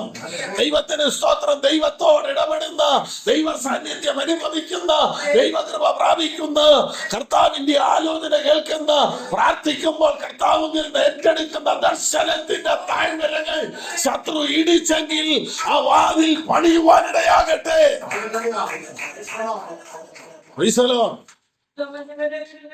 മനസ്സിലാകുന്നുണ്ടോ? കർത്താവിന് സ്തോത്രം. താഴ്വര വാതിൽ പണിതു. ഇനി അടുത്തത് അതിന്റെ 13 മുതലുള്ള വാക്യങ്ങൾ വായിക്കുമ്പോൾ ഹാനോനും സാനോഹ് നിവാസികളും അവിടെ അറ്റകുറ്റം തീർത്ത് അവർ അത് പണിത് അതിന്റെ കതകും ഓടാമ്പലും അന്താഴവും ഇണക്കി. ദൈവത്തിന് സ്തോത്രം. നിങ്ങൾ ഓർത്ത് നോക്കിക്കേ, ദർശനത്തിന്റെ വാതില് പണിതു, അതിന് കതകും ഓടാമ്പലുകളും എല്ലാം വെച്ചു എന്ന് പറഞ്ഞാൽ അത് തുറക്കണ്ടിടത്തെ തുറക്കുള്ളൂ. എല്ലാവർക്കും വേണ്ടി തുറക്കുന്നതല്ല. തമ്പുരാൻ വേണം ദർശനം തരാൻ, ദൈവസന്നിധിയിലേക്ക് വേണം ഈ വാതിൽ തുറക്കാൻ. ആത്മാക്കളെല്ലാം പഴയ അനുഭവത്തിലേക്ക് വന്നെങ്കിൽ ഇനി ദർശനത്തിന്റെ വാതിലുകൾ തുറക്കണം. അപ്പോൾ ദർശനത്തിന്റെ വാതിലുകൾ വന്നു. അതിനടുത്ത് നിൽക്കുന്ന വാതില് കുപ്പവാതിലാണ്. ദൈവത്തിന് സ്തോത്രം. കുപ്പവാതിൽ മതിൽ വരെ 1000 മുഴം കെട്ടിപ്പൊക്കി കുപ്പവാതിൽ ബേത്ത്ഹോരേം ദേശത്തിന്റെ പ്രഭുവായ രേഖാബിന്റെ മകൻ മൽക്കിയാവ് അറ്റകുറ്റം തീർത്തു. ദൈവത്തിന് സ്തോത്രം. നിങ്ങൾ നോക്കൂ, ദർശനത്തിന്റെ അനുഭവത്തിലേക്ക് വന്നാൽ അടുത്ത വാതിൽ എന്ന് പറയുന്നത് ഇതിനകത്തെ യെരുശലേമിനകത്തെ സകല മാലിന്യവും പുറത്തേക്ക് കൊണ്ടുപോകുന്ന വാതിലാണ് കുപ്പവാതിൽ. എന്ന് പറഞ്ഞാൽ ആത്മാക്കളുടെ വാതിലേക്കോ പഴയ വാതിലേക്കോ ക്രിസ്തുവാകുന്ന വാതിലേക്കോ ഈ മാലിന്യം കൊണ്ടുപോകാൻ ഒക്കത്തില്ല. ദൈവത്തിന് സ്തോത്രം. യേശു ക്രിസ്തുവാകുന്ന വാതിൽ നമ്മുടെ ജീവിതത്തിൽ പണിതാൽ പിന്നെ നാം ആത്മാക്കളോടുള്ള ബന്ധത്തിലാണ്. അപ്പോൾ നാം പഴയ അനുഭവത്തിലേക്ക് വരികയാണ്. അത് കഴിയുമ്പോൾ ദൈവം നമ്മുടെ ദർശനങ്ങളും ആലോചനകളും തരുമ്പോൾ നമ്മുടെ അകത്ത് ദൈവഹിതമില്ലാത്ത പലതുമുണ്ട്. അത് പുറത്തു കൊണ്ടുപോകണം. അത് പുറത്തു പോകാനിടയാകണം. ദൈവ ശബ്ദം കേട്ടാൽ, ദൈവാലോചന കേട്ടാൽ, ദൈവിക ദർശനം ദൈവം നമുക്ക് തന്നാൽ, നമ്മുടെ കുടുംബത്തെ കുറിച്ച്, നമ്മുടെ തലമുറകളെ കുറിച്ച്, ഭാവിയെ കുറിച്ച്, ജീവിതത്തെ കുറിച്ച് ഒരു ദർശനം ദൈവം തന്നാൽ, ആ ദർശനത്തിനനുസരിച്ച് ജീവിതത്തിന്റെ അകത്തെ മാലിന്യങ്ങൾ പുറത്തു പോണം. അതാണ് കുപ്പവാതിൽ കാണിക്കുന്നത്. ദൈവത്തിന് സ്തോത്രം. ഇനി അടുത്തത് ഉറവവാതിലാണ്. നിങ്ങൾ നോക്കൂ, ഓരോ വാതിലിനും അവർ അറ്റകുറ്റം തീർത്ത് കതകും ഓടാമ്പലും കുറ്റിയും കൊളുത്തുമെല്ലാം പിടിവിച്ചു. ഇനി 15-ാം വാക്യത്തിലേക്ക് വരുമ്പോൾ, ഉറവുവാതിൽ മിസ്പാ ദേശത്തിന്റെ പ്രഭുവായ കോൽഹോരേഹയുടെ മകനായ ശല്ലൂൻ അറ്റകുറ്റം തീർത്തു. അപ്പോൾ ഒരു ഉറവവാതിൽ വരികയാണ്. ദൈവത്തിന് സ്തോത്രം. ഈ ഉറവ നിത്യജീവങ്കിലേക്ക് പൊങ്ങി വരുന്ന നീരുറവയാണ്, ആത്മാവിന്റെ ഉറവയാണ്. ദൈവത്തിന് സ്തോത്രം. മാലിന്യം നീങ്ങിയ ഹൃദയത്തിൽ നിന്നാണ് ആമേൻ ആത്മാവിന്റെ ഉറവകൾ പുറപ്പെടുന്നത്. ദൈവത്തിന് സ്തോത്രം. ഒന്നാമത്തെ വാതിൽ കർത്താവാണ്, പിന്നെ ആത്മാക്കളാണ്, പിന്നെ പഴയ അനുഭവത്തിലേക്ക് വരികയാണ്, പിന്നെ ദർശനത്തിന്റെ അനുഭവത്തിലേക്ക് വരികയാണ്, പിന്നെ മാലിന്യങ്ങൾ നീങ്ങിയപ്പോൾ ചില ഉറവകൾ വെളിപ്പെട്ട് വരികയാണ്. ദൈവത്തിന് സ്തോത്രം. ഈ ഉപവാസ പ്രാർത്ഥന കൊണ്ട് അടഞ്ഞു പോയ ചില ഉറവകൾ തുറന്നു വരുവാനിടയാകണം. ദൈവ കൃപയിലേക്കുള്ള, ദൈവിക അനുഭവത്തിലുള്ള, ദൈവാത്മാവിലുള്ള, ദൈവ സാന്നിധ്യത്തിലുള്ള, ദൈവശക്തിയിലുള്ള ചില ഉറവകൾ തുറന്നു വരണം. ദൈവത്തിന് സ്തോത്രം. അബ്രഹാമിന്റെ കാലത്ത് കുഴിച്ചതും, അബ്രഹാമിന്റെ കാലശേഷം ഇസഹാക്കിന്റെ കാലത്ത് ഫെലിസ്ത്യർ മണ്ണിട്ട് മൂടിക്കളഞ്ഞതുമായ കിണറുകളൊക്കെയും ഇസഹാക്ക് തുറന്ന് അതിന്റെ പഴയ പേരിട്ടു. ദൈവവചനം ശ്രദ്ധിക്കണം. അപ്പന്റെ കാലത്ത് കുഴിച്ച ഉറവയെ ശത്രു മണ്ണിട്ട് മൂടിയെങ്കിൽ തലമുറയുടെ കാലമായപ്പോൾ അവയെ വീണ്ടും തുറക്കുകയാ. എന്ന് പറഞ്ഞാൽ പിതാക്കന്മാരുടെ കാലത്ത് ആഴത്തിൽ കുഴിച്ച് മറഞ്ഞിരുന്ന അനുഗ്രഹത്തിന്റെ ഉറവകളെ തേടി ചെന്നെങ്കിൽ മക്കളുടെ കാലത്ത് അത് മൂടിക്കളയുകയല്ല, ശത്രു മൂടിയത് തലമുറകൾ എഴുന്നേറ്റ് തുറക്കുകയാ. വ്യത്യസ്തമായ സാഹചര്യങ്ങളുടെ നടുവിൽ, പ്രതികൂലങ്ങളുടെ നടുവിൽ മൂടിപ്പോയ, മറയപ്പെട്ടു പോയ, ശത്രു മറച്ചു കളഞ്ഞ, കഴിഞ്ഞ നാളുകളിൽ ആഴത്തിൽ മറഞ്ഞു കിടക്കുന്ന അനുഗ്രഹം തേടി കുഴിച്ച പല കുഴികളും ഇന്ന് ശത്രു മൂടിക്കളഞ്ഞെങ്കിൽ അതിനെ ഈ ഉപവാസ പ്രാർത്ഥന കൊണ്ട് ആഴത്തിൽ ഒന്നുകൂടെ കുഴിക്കുന്നതായി തീരണം. ദൈവത്തിന് സ്തോത്രം. ഇസഹാക്ക് കുഴി കുത്തുവാൻ തുടങ്ങി. കിണർ കുത്തിയപ്പോൾ ശത്രു വന്ന് കിണറിന്റെ മേൽ അവകാശം പറഞ്ഞു, ഇത് ഞങ്ങളുടേതാന്ന്. ദൈവത്തിന്റെ ദാസൻ വെല്ലുവിളിക്കാനൊന്നും പോയില്ല. അടുത്ത സ്ഥലത്തേക്ക് മാറി കുത്തി. അവിടെയും ശത്രു അവകാശം പറഞ്ഞു വന്നു. മൂന്നാമതൊരിടത്ത് കുത്തി. അവിടെയും ശത്രു അവകാശം പറഞ്ഞു. നാലാമത്തെ പ്രാവശ്യം മറ്റൊരിടത്ത് കുത്തി. അത് അനുഗ്രഹത്തിന്റെ രഹബോത്തായി മാറുവാനിടയായി. ദൈവത്തിന് സ്തോത്രം. ശത്രു അവകാശം പറയുന്നുണ്ടെങ്കിലും ആരും അവകാശം പറയാത്ത അനുഗ്രഹത്തിന്റെ ഒരു ഉറവ ദൈവം ദൈവസഭയ്ക്ക് വെച്ചിട്ടുണ്ട്. ഉപവസിക്കുന്ന ദൈവമക്കൾക്ക് വെച്ചിട്ടുണ്ട്. പ്രാർത്ഥിക്കുന്ന ദൈവജനത്തിന് വെച്ചിട്ടുണ്ട്. ദൈവത്തിന് സ്തോത്രം. ഉറവവാതിൽ പണിയാൻ തയ്യാറാകണം. ഉപവാസത്തിലൂടെ, പ്രാർത്ഥനയിലൂടെ കഴിഞ്ഞ നാളുകളിൽ അനുഗ്രഹത്തിന്റെ ജലം തേടിയെടുത്ത ഉറവകൾ ഒരിക്കൽ കൂടെ തെളിക്കാനിടയാകണം. ഞങ്ങളുടെയൊക്കെ നാട്ടിൽ കിണർ കുത്തുന്ന വേനൽക്കാലത്താ. എന്നാലേ വെള്ളത്തിന്റെ നില അറിയാനൊക്കെ ഉള്ളൂ. വെള്ളത്തിന്റെ നില അറിയാൻ വേണ്ടി അങ്ങനെ കിണർ കുത്തി വെള്ളമൊക്കെ ഉപയോഗിച്ചുകൊണ്ടിരിക്കുന്നു. കുറച്ച് നാൾ കഴിയുമ്പോൾ ഈ കിണറ്റിൽ വെള്ളം ഇല്ലാതെ വരും. അപ്പോൾ വീട്ടുകാരും സമീപത്തുള്ളവരും എല്ലാം കൂടെ ആലോചിക്കാം, നമുക്കൊരു 2 കോല് ഒരു കോല് 2 കോല് ഒന്നുകൂടെ താത്തിയാലും എന്ന് പറഞ്ഞാൽ കഴിഞ്ഞ നാളുകളിൽ ആശ്രയിച്ച ഉറവ അടഞ്ഞെങ്കിൽ മാറ്റി വേർണം കുത്തുകയല്ല, അതൊന്നുകൂടെ ആഴത്തിൽ കുഴിക്കുക. ദൈവത്തിന് സ്തോത്രം. ഉറവ എന്ന് പറയുന്നത് ഉറവ തെളിച്ചെടുക്കുക. അങ്ങനെയാ.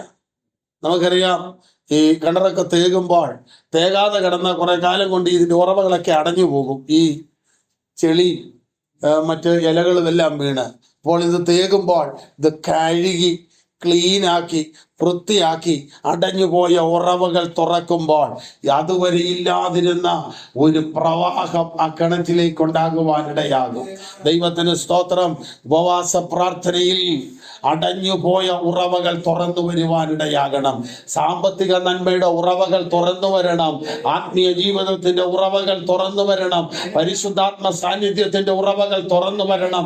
ദൈവവചന ധ്യാനത്തിന്റെ ഉറവകൾ തുറന്നു വരണം. വ്യക്തിപരമായ പ്രാർത്ഥനയുടെ ഉറവകൾ തുറന്നു വരണം. കർത്താവിന്റെ വേലയ്ക്ക് കൈത്താങ്ങൽ ചെയ്യുന്നതിന്റെ ഉറവകൾ തുറന്നു വരണം. അടഞ്ഞ സകല ഉറവകളും തുറക്കണം. ഉറവുവാതിൽ പണിതു. ദൈവത്തിന് സ്തോത്രം. അപ്പോൾ നിങ്ങൾ നോക്കൂ, നെഹമ്യാവ് ഏറ്റെടുത്തിരിക്കുന്ന ഉത്തരവാദിത്തം അത്ര ചെറിയ ഉത്തരവാദിത്തമല്ല. 7-ാമത്തെ വാതിലിലേക്ക് വരാം. 26-ാം വാക്യം. ദൈവാലയദാസന്മാർ ഓഫേലിന് കിഴക്ക് നീർവാതിലിനെതിരെയുള്ള സ്ഥലം മുതൽ കവിഞ്ഞു നിൽക്കുന്ന ഗോപുരം വരെ പാർത്തു വന്നു. അതിന്റെ ശേഷം തെക്കോവിയർ നിവർന്നു നിൽക്കുന്ന വലിയ ഗോപുരത്തിന് നേരെ ഓഫേലിൽ മതിൽ അവരൊരു ഭാഗം അറ്റകുറ്റം തീർത്തു. അപ്പോൾ ഇനി അടുത്ത വാതില് നീർവാതിലാണ്. ദൈവത്തിന് സ്തോത്രം. 26-ാം വാക്യത്തിൽ 7-ാമത്തെ വാതിലാണ് നീർവാതിൽ. ദൈവത്തിന് സ്തോത്രം. വെള്ളം ദൈവത്തിന്റെ ആത്മാവിനെയും ദൈവത്തിന്റെ വചനത്തെയും കാണിക്കുകയാണ്. യേശുക്രിസ്തു ഉത്സവത്തിന്റെ മഹാദിനമായ ഒടുക്കത്തെ നാളിൽ യോഹന്നാൻ 7:37 അടുത്തു വന്നിട്ട് കർത്താവ് പറയുന്നൊരു കാര്യമുണ്ട്. അങ്ങനെ പെരുന്നാളിന് രാജ്യത്തിന്റെ ദേശത്തിന്റെ പല ഭാഗത്തേക്കും ചിതറിപ്പോയ യഹൂദന്മാർ ഒരുമിച്ച് ദൈവാലയത്തിൽ വന്നു കൂടും. എന്നിട്ട് അവർ ആലയത്തിൽ പെരുന്നാൾ കഴിഞ്ഞ് തിരിച്ചു പോകുമ്പോൾ സമാഗമന കൂടാരം പോലെ തത്തുല്യമായി നിൽക്കുന്ന യഹോവയുടെ ആലയത്തിലെ പ്രാകാരത്തിലുള്ള ആ ശലോമോൻ പണിതിരിക്കുന്ന ആ ദേവാലയത്തിന്റെ അല്ലെങ്കിൽ ഹിരദാവ് പണിത ആലയത്തിൽ ഒരു താമ്ര കടലുണ്ട്, താമ്രത്തൊട്ടി. അതിന്റെ ശലോമോൻ പണിതതിന് 2000 ബത്ത് വെള്ളം കൊള്ളുമെന്നാണ്. ഈ താമ്രക്കടൽ എന്നവർ പറയുന്ന ഈ താമ്രത്തൊട്ടി 12 കാളകളുടെ പുറത്താണ് ഇരിക്കുന്നത്.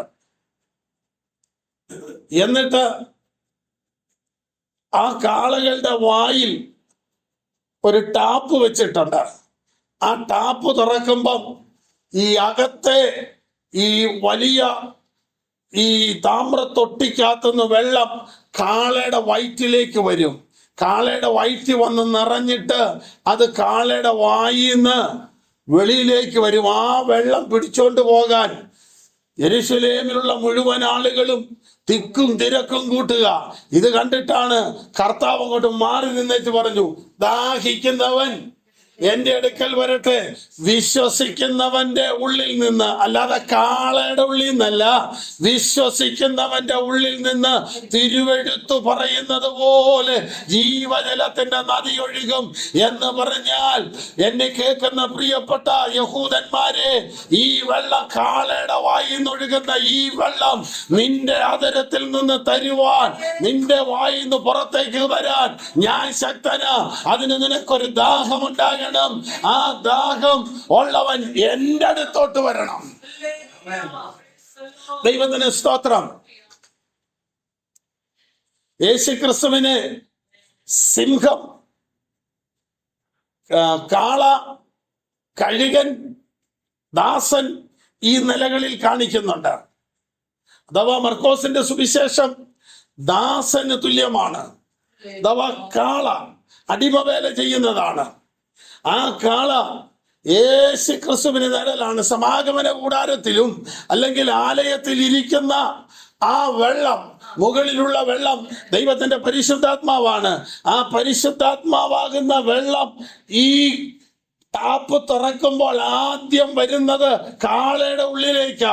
കാളയുടെ ഉള്ളിൽ നിന്നാണ് ഇത് മനുഷ്യന്റെ കയ്യിലേക്ക് എത്തുന്നത്. ഉയരത്തിലെ ആത്മാവ് യേശു ക്രിസ്തുവിലേക്ക് വന്നിട്ട് ക്രിസ്തുവിൽ നിന്ന് ആളുകളിലേക്ക് വരികയാ. അത് കർത്താവിന് അറിയാന്നാ പറഞ്ഞ, ഇവിടെ നിൽക്കണ്ട, ഇങ്ങോട്ട് പോരെ. എന്റെ വിശ്വസിക്കുന്നവന്റെ ഉള്ളിൽ നിന്ന് തിരുവെടുത്ത് പറയുന്ന പോലെ ജീവജലത്തിന് നദി ഒഴുകും. ഞാൻ ചെന്നിട്ട് എന്നേക്കും നിങ്ങളുടെ കൂടെ ഇരിക്കേണ്ടതിനൊരു കാര്യസ്ഥനെ അയക്കും. ഞാൻ പോകാൻ ഞാൻ കാര്യസ്ഥൻ വരികയില്ല. ആത്മാവുണ്ടെങ്കിലും അതിന്റെ ഒഴുക്ക് കർത്താവിലൂടെ ആയിരിക്കണം. ഇനി ദൈവമക്കൾ പാനം ചെയ്യുന്ന ആത്മജലമെന്ന് പറയുന്നത് ക്രിസ്തുവിൽ നിന്നുള്ളതായിരിക്കണം. വേറെ വെളിയിൽ നിന്നുള്ളതൊന്നും എടുത്ത് കുടിക്കരുത്. ദാഹം പോകുകയില്ല. എല്ലാം വചനമാണെന്ന് വിശ്വസിക്കരുത്. ഉറവ് എവിടുന്നാ നോക്കണം. ദൈവത്തിന് സ്തോത്രം. ദൈവത്തിന്റെ ദാസനായ യോവേല് പറയുന്നു, ആ നാളിൽ ഒരു ഉറവ പുറപ്പെട്ട്, യെരുശലേമിൽ നിന്നൊരു ഉറവ പുറപ്പെട്ട് ശിത്തീം താഴ്വരയെ നനയ്ക്കും. ഈ ശിത്തീം താഴ്വര എന്നതാ? ശിത്തീമിലെ സംഭവം എന്നതാ? 20,000-ത്തിലധികം പേർ, 24,000, 25,000-ത്തോളം പേർ ആഭിചാരം മുഖാന്തരം, പരസംഗം മൂലം, ബിലയാമിന്റെ ഉപദേശം മൂലം നശിച്ചു പോയ സ്ഥലമാ ശിത്തീം. ഇസ്രായേൽ സംഖ്യാപുസ്തകത്തിൽ നാം അത് കാണുന്നു. ഇസ്രായേൽ ശിത്തീമിൽ പാർക്കുമ്പോൾ പരസംഗം ചെയ്തു. ദൈവത്തെ വിട്ടുപോയ സ്ഥലമാ, ദൈവത്തെ തള്ളിക്കളഞ്ഞ സ്ഥലമാ. ആലയത്തിൽ നിന്നുള്ള ഉറവ ഒഴുകുന്നത് ദൈവം തള്ളിക്കളഞ്ഞ ആളുകളുടെ അടുക്കലേക്കാണ്. കർത്താവിനെ വേണ്ടാത്ത ആളുകളുടെ അടുക്കലേക്കാണ് ഈ വെള്ളം ഒഴുകി ചെല്ലുന്നത്. ഓറവുവാതി അതവിടെ നിന്നു. അടുത്തത് നീർവാതിലാണ്. നീർവാതിൽ എന്ന് പറയുന്നത് യെരുശലേമിന്റെ വെളിയിലുള്ള നദിയിലെ വെള്ളം യെരുശലേമിലേക്ക് കൊണ്ടുവരുന്ന, പുറത്തുള്ള വെള്ളം അകത്തേക്ക് കൊണ്ടുവരുന്ന, കനാല് വെട്ടി പട്ടണത്തിനകത്തോട്ട് അത് കയറുന്നിടത്തെ എൻട്രൻസ് ആണ്. എന്ന് പറഞ്ഞാൽ വെളിയിലുള്ള നന്മ അകത്തോട്ട് കയറി വരുന്ന വാതിലാണ് നീർവാതിൽ. ദൈവത്തിന് സ്തോത്രം. അകലങ്ങളിലുള്ള നന്മ നീർവാതിൽ, അതാണ് നീർവാതിൽ. ദൈവത്തിന് സ്തോത്രം. ദൈവവചനത്തിനും നിഴലാണ്. വെള്ളമാത്മാവിനെ കാണിക്കുന്നല്ലോ.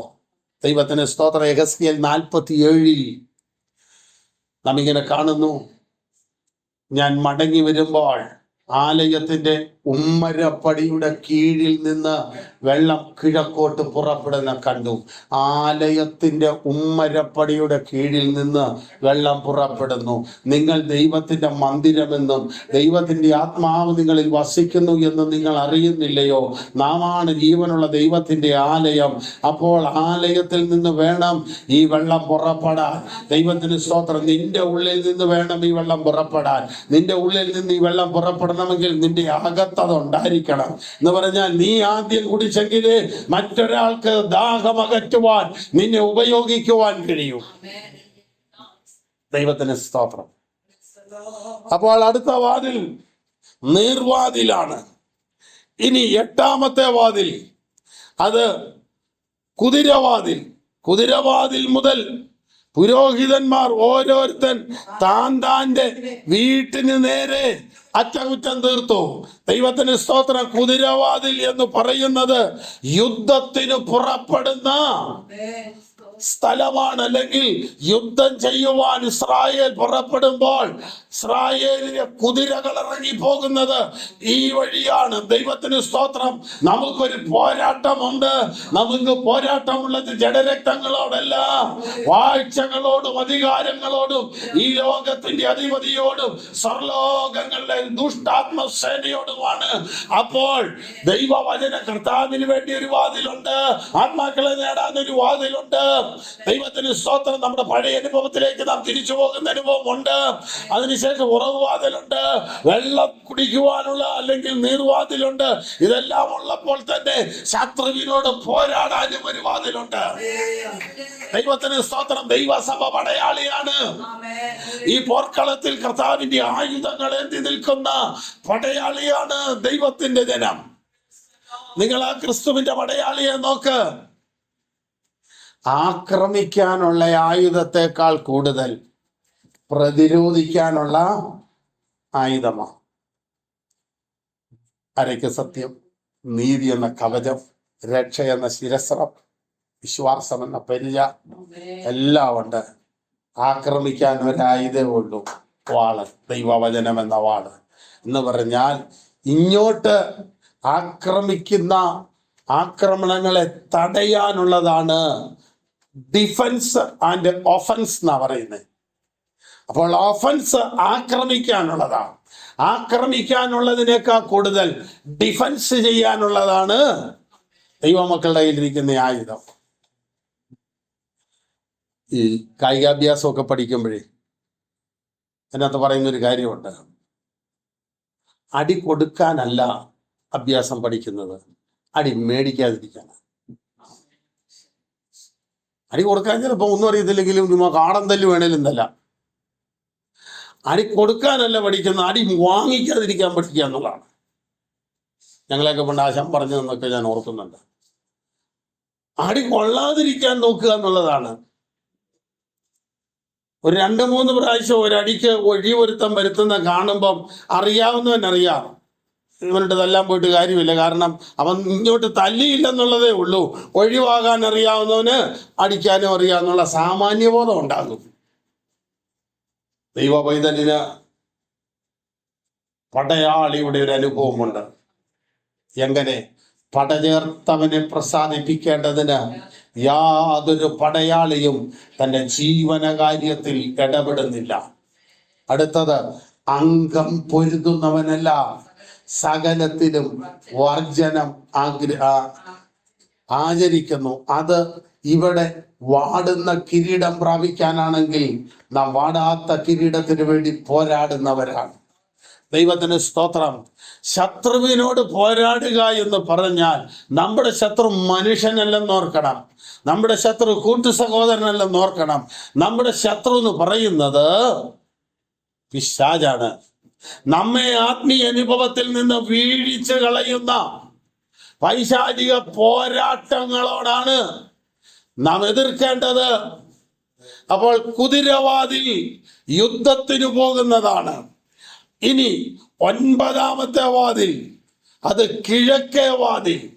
യെരുശലേം പട്ടണത്തിന്റെ കിഴക്കേ വാതിൽ എന്ന് പറയുന്നത് സുവർണവാതിലാണ്, സ്വർണവാതിൽ. യഹൂദ വിശ്വാസം അനുസരിച്ച് മശീഹ ഈ വാതൊക്കെ കൂടെ വരുമെന്നാണ് പഠിപ്പിക്കുന്നത്. നമുക്ക് ആ തിരുവചന ഭാഗം അല്പം ഒന്ന് ചിന്തിക്കാം. സമുദായ പള്ളിയുടെ ആലയത്തിന്റെ ഫ്രണ്ട് വശം കണ്ടിട്ടുള്ളവർക്കറിയാം, ഫ്രണ്ടിൽ എത്ര വാതിലുണ്ട്? ഫ്രണ്ടിൽ ഒരു വാതിലല്ല, ഫ്രണ്ടിൽ 3 വാതിലുണ്ട്. ഒരു വാതിലല്ല, 3 വാതിലുണ്ട്. അതിലെ നടുക്കത്തെ വാതിലിന് ആനവാതിൽ എന്നാ പറയുന്നത്. ബാക്കി 2 വാതിൽ സൈഡിലുണ്ട്. ഈ നടുക്കത്തെ വാതിൽ എന്നും തുറക്കുകയില്ല. തുറക്കുമോ? ഇല്ല. അത് ചില പ്രത്യേക സമയങ്ങളിലേ തുറക്കുള്ളൂ. അതിലൊരു പ്രത്യേക സമയമാണ് ഓശാന ഞായർ. ഓശാന ഞായറിന് കത്തോലിക്കാപ്പള്ളി പോയിട്ടുള്ളവർക്കറിയാം. എനിക്ക് ആ ഒരു ശൈലി പറയാൻ അറിയത്തുള്ളൂ, കാരണം വേറൊന്നും അറിയത്തില്ല. ഈ സമുദായത്തിലായിരുന്നത് കൊണ്ടേ അയ്യോവേ അറിയാം. ഈ ഓല അച്ഛൻ വെഞ്ചിരിച്ച് ഓരോരുത്തർക്ക് കൊടുത്തിട്ട് എല്ലാവരും കൂടെ പ്രദക്ഷിണമായിട്ട് ലൈനായിട്ട് താഴത്തെ കുരിശും തൊട്ടി വരെ പോയി തിരിച്ചിങ്ങോട്ടൊരു വരവുണ്ട്. തിരിച്ചിങ്ങോട്ട് വന്നിട്ട് അച്ഛൻ ഈ 2 വാതിലിൻ്റെയും നടുക്കുള്ള വാതുക്ക വന്ന് അങ്ങ് നിൽക്കും.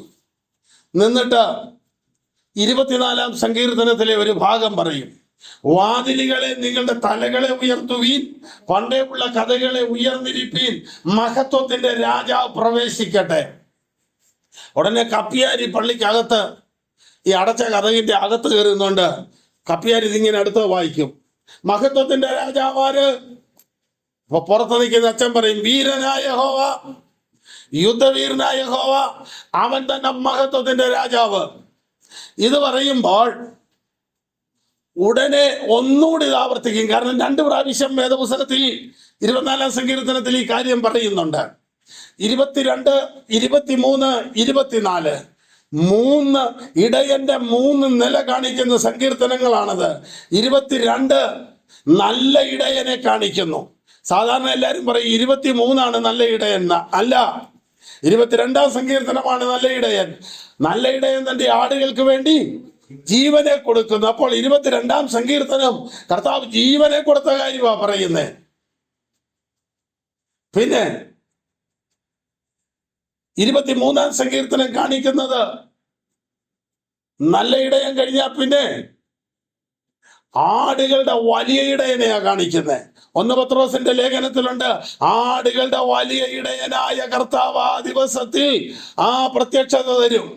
അപ്പോൾ യഹോവ എന്റെ ഇടയനാകുന്നു എന്ന് പറയുമ്പോൾ നാം അവന്റെ ആടാണ്.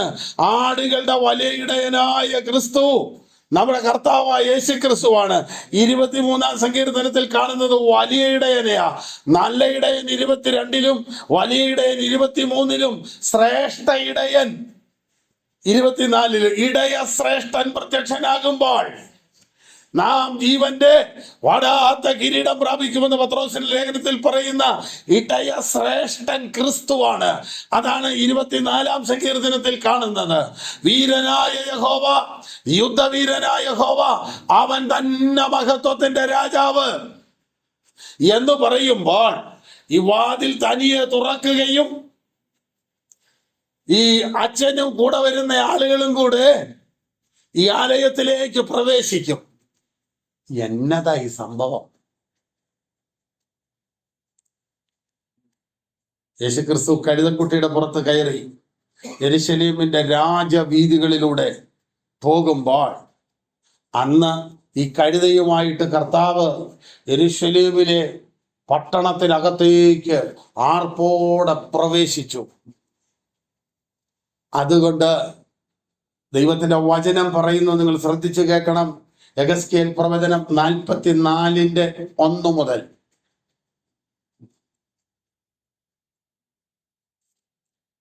അനന്തരം അവൻ എന്നെ ദേവാലയത്തിന്റെ ഭൂമുഖത്തുള്ള കിഴക്കോട്ട് ദർശനമുള്ള ഗോപുരത്തിങ്കലേക്ക് മടക്കി വരുത്തി. എന്നാൽ അത് അടച്ചിട്ടിരുന്നു. അവൻ എന്നോട്, മനുഷ്യപുത്ര, കണ്ടില്ലേ ഇതുവരെ 44-ന്റെ 1 മുതൽ.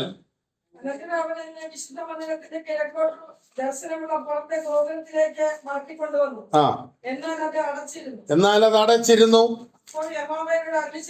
അപ്പോൾ യഹോവ എന്നോട് അരുളി ചെയ്തത്, ഈ ഗോപുരം തുറക്കാതെ അടച്ചിരിക്കണം. ഇത് എങ്ങോട്ട് ദർശനമുള്ള ഗോപുരമാ? കിഴക്കോട്ട്, കിഴക്കേ വാതിലിന്റെ ഗോപുരമാണിത്. അത് അടച്ചിരിക്കണം, തുറക്കാതെ. ആരും അതിൽ കൂടി കടക്കരുത്. എന്താ കാരണം?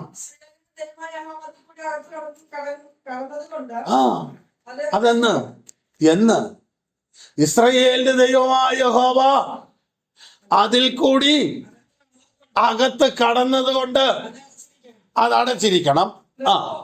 ഇനി അടുത്തത്, ഇനി അത് അടച്ചിരിക്കണം. എന്നാൽ പ്രഭുവോ, അവൻ പ്രഭുവായിരിക്കയാൽ യഹോവയുടെ സന്നിധിയിൽ ഭോജനയാഗം കഴിക്കാൻ അവിടെ ഇരിക്കേണ്ടത് കൊണ്ട് അവൻ ഈ ഗോപുരത്തിന്റെ ഈ അടച്ച വാതിലിലൂടെ അകത്ത് കിടക്കുകയും അവൻ അതിൽ കൂടെ പുറത്തു പോവുകയും ചെയ്യണം. ആര്? പ്രഭു. ആരാ പ്രഭു? യെശയ്യാ പ്രവചനം 11-ൽ കാണുന്നു, നമുക്കൊരു മകൻ ജനിച്ചിരിക്കുന്നു, നമുക്കൊരു മകൻ നൽകപ്പെട്ടിരിക്കുന്നു, ആധിപത്യം അവന്റെ തോളിലിരിക്കും, അവൻ അത്ഭുതമന്ത്രി, വീരനാം ദൈവം, നിത്യപിതാവ്, സമാധാന പ്രഭു എന്നറിയപ്പെടും. പ്രഭുവോ, അവൻ പ്രഭുവായിരിക്കയാൽ അവൻ ഈ വാതിലൂടെ അകത്ത് കയറേണ്ടത് കൊണ്ട് അത് തുറന്നിരിക്കണം. അവൻ അകത്തും പുറത്തും പോണം. കർത്താവ് താൻ ഗംഭീരനാദത്തോടും പ്രധാന ദൂതന്റെ ശബ്ദത്തോടും ദൈവത്തിന്റെ കാഹളത്തോടും കൂടെ സ്വർഗത്തിൽ നിന്നിറങ്ങി വന്ന് തന്റെ സഭയെ ചേർത്തുകൊണ്ട് മധ്യാകാശത്തിൽ 7 ദിവസം പാർക്കും. 7 വർഷം പാർക്കും. ആ 7 വർഷത്തിലാണ് താഴെ യഹൂദന്റെ മഹോപദ്രവ കാലഘട്ടം നടക്കുന്നത്. ആദ്യത്തെ 3.5 വർഷം ഉപദ്രവവും അടുത്ത 3.5 വർഷം മഹോപദ്രവവുമായിരിക്കും. അതിന്റെ ഒടുവിൽ വരുമ്പോൾ ഞങ്ങളെ രക്ഷിക്കാൻ ഒരു മശിഹയുണ്ടെങ്കിൽ അവൻ ഇറങ്ങി വരട്ടെ എന്ന് പറഞ്ഞ് യഹൂദന്മാർ കുത്തിയവങ്കലേക്ക് നോക്കും. യഹൂദനാകുന്ന ലോകത്തിന്റെ ഘടികാരത്തിന്റെ അവന്റെ ആത്മീയത്തിന്റെ സൂചി, അവന്റെ രാഷ്ട്രത്തിന്റെ സൂചി, അവന്റെ സാമ്പത്തിക സൂചി, ഇങ്ങനെ 3 സൂചികളും 12 വരുമ്പോൾ അഥവാ മുകളിലേക്ക് വരുമ്പോൾ അന്നാളിൽ അവന്റെ കാല് യെരൂശലേമിന് കിഴക്കുള്ള ഒലിവ് മലയിൽ നിൽക്കുമെന്ന ദൈവവചനത്തിന്റെ നിവർത്തിയാകും. ദൈവത്തിന് സ്തോത്രം. അന്ന് മധ്യാകാശത്തിൽ കർത്താവിനോട് കൂടെ ഇരുന്ന ദൈവസഭയും കൂടെ ഈ ഭൂമിയിലേക്ക് ഇറങ്ങി വന്നിട്ട് ദൈവസഭയും കർത്താവും കൂടെ യെരൂശലേമിൽ 1000 ആണ്ട് വാഴുവാൻ രാജാവായി വന്ന് ഈ യെരൂശലേമിന്റെ കിഴക്കോട്ട് ദർശനമുള്ള ഈ ഗോപുരവാതിൽക്കൽ വന്ന് നിൽക്കുമ്പോൾ അന്ന് അവന്റെ കൂടെയുള്ള ദൂതന്മാരും ദൈവസഭയും ഒരുമിച്ച് പറയും, വാതിലുകളെ നിങ്ങളുടെ തലകളെ ഉയർത്തുവീൻ, പണ്ടേ ഉള്ള കഥകളെ ഉയർന്നിരിപ്പീൻ, മഹത്വത്തിന്റെ രാജാവ് പ്രവേശിക്കട്ടെ.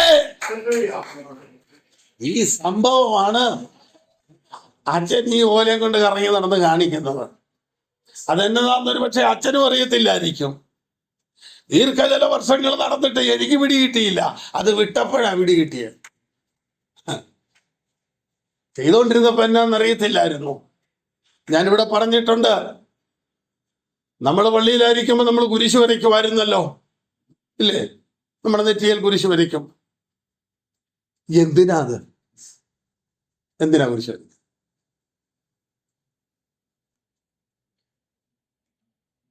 ശ്രദ്ധിച്ചോണം, പറഞ്ഞുതരാം. വിശുദ്ധ കുരിശിന്റെ അടയാളത്താല് ഞങ്ങളുടെ ശത്രുക്കൾ ഞങ്ങളെ രക്ഷിക്കുക. ഞങ്ങളുടെ തമ്പുരാനെ 3 പ്രധാന സ്ഥലത്താണ് കുരിശ് വരയ്ക്കുന്നത്. എന്റെ അർത്ഥം പറഞ്ഞുതരാം. ഞാൻ ദൈവസന്നിധിയിൽ വരുമ്പോൾ എപ്പോഴും കുരിശ് വരയ്ക്കുകയല്ലോ. ഏതെങ്കിലും രൂപമോ ഫോട്ടോയോ ഏതെങ്കിലും കപ്പേളയോ പള്ളിയിലോ പ്രാർത്ഥനയ്ക്കോ ഇങ്ങനെയൊക്കെ ചെല്ലുമ്പോഴാണല്ലോ വരയ്ക്കുന്നത്. അതിൻ്റെ അർത്ഥം ദൈവസന്നിധി ദൈവസന്നിധിയിൽ വരുമ്പോൾ ഞാൻ എൻ്റെ ബുദ്ധിയെ ക്രൂശിക്കുന്നു.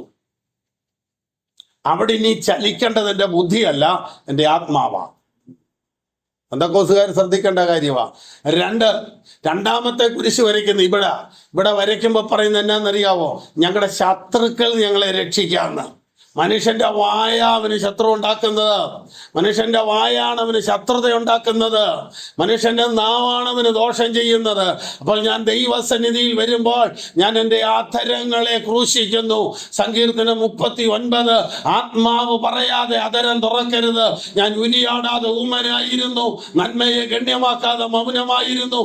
എൻ്റെ സങ്കടം പൊങ്ങി വന്നു, എൻ്റെ ധ്യാനത്തെങ്കിൽ തീ കത്തി. അപ്പോൾ ഞാൻ നാവെടുത്ത് സംസാരിച്ചു. ആവശ്യമില്ലാതെ സംസാരിക്കാനുള്ള സ്ഥലമല്ല ദൈവസന്നിധി. ഞാൻ എൻ്റെ ആദരത്തെ ക്രൂശിച്ചു. നമ്മുടെ ഒരു കൺവെൻഷന് ഇവിടുത്തെ കത്തോലിക്ക പള്ളിയിലെ ഒരു കുർബാനയുടെ ആളില്ലല്ലോ.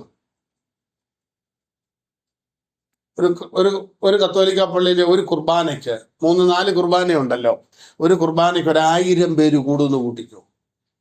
കുറഞ്ഞത് 1000 മൊബൈലിലും കാണുകയല്ലേ അവരെ.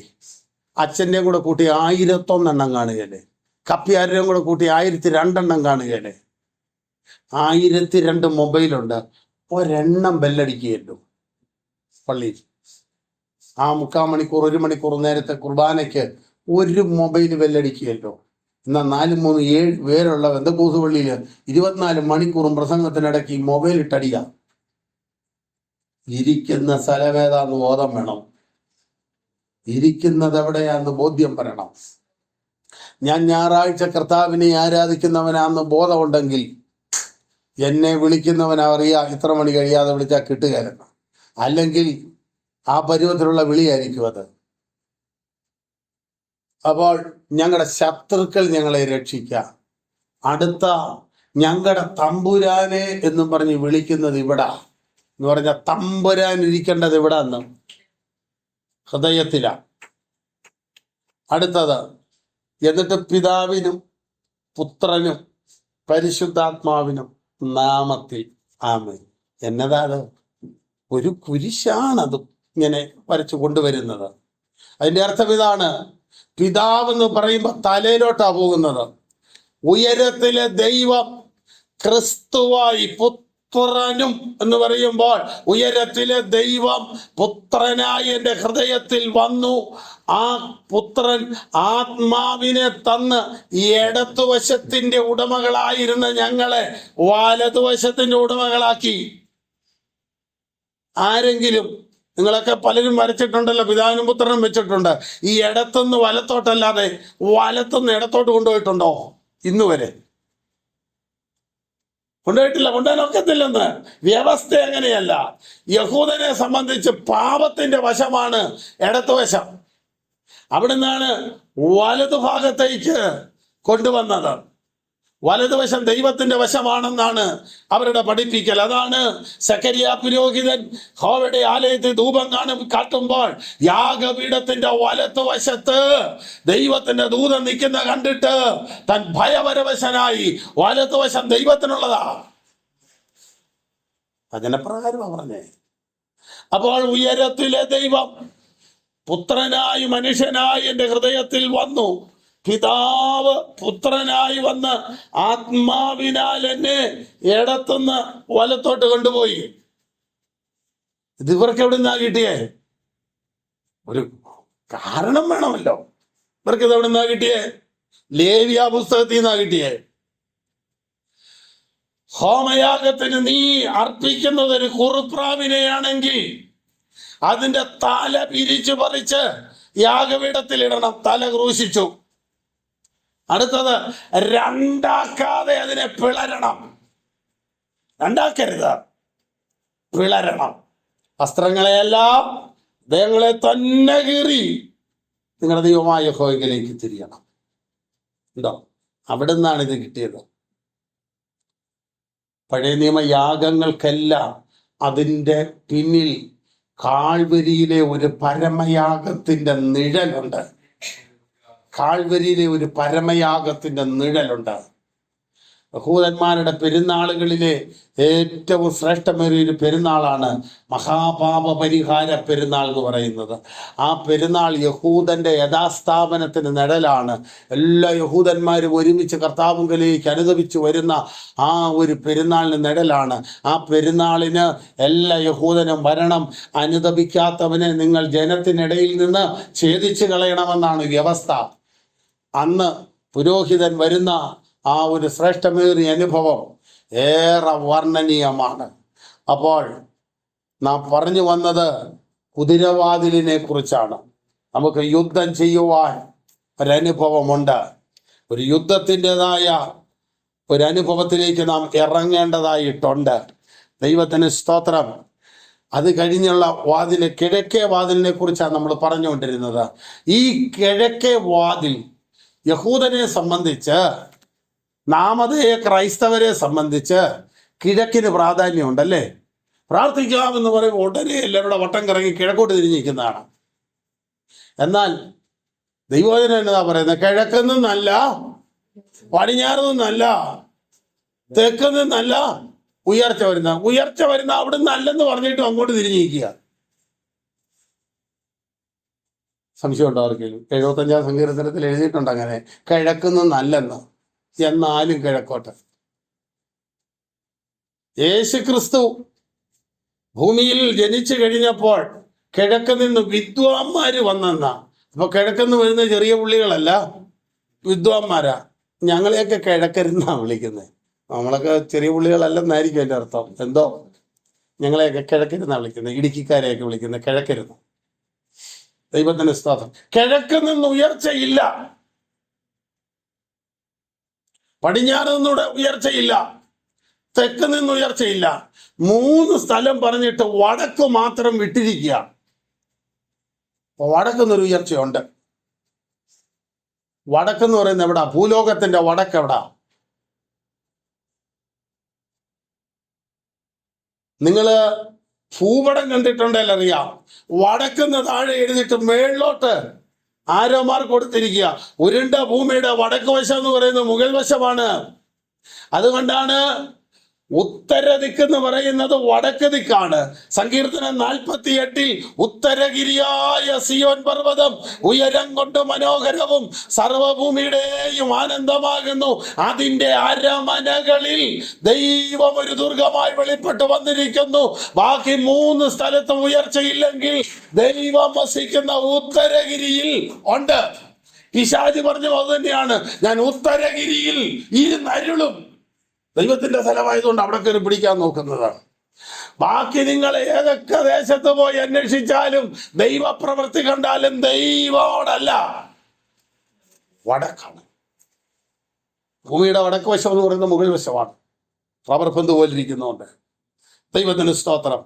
അപ്പോൾ ഈ കിഴക്കേ വാതിൽ സൂര്യപ്രകാശത്താൽ വെട്ടിത്തിളങ്ങിക്കൊണ്ടിരിക്കും.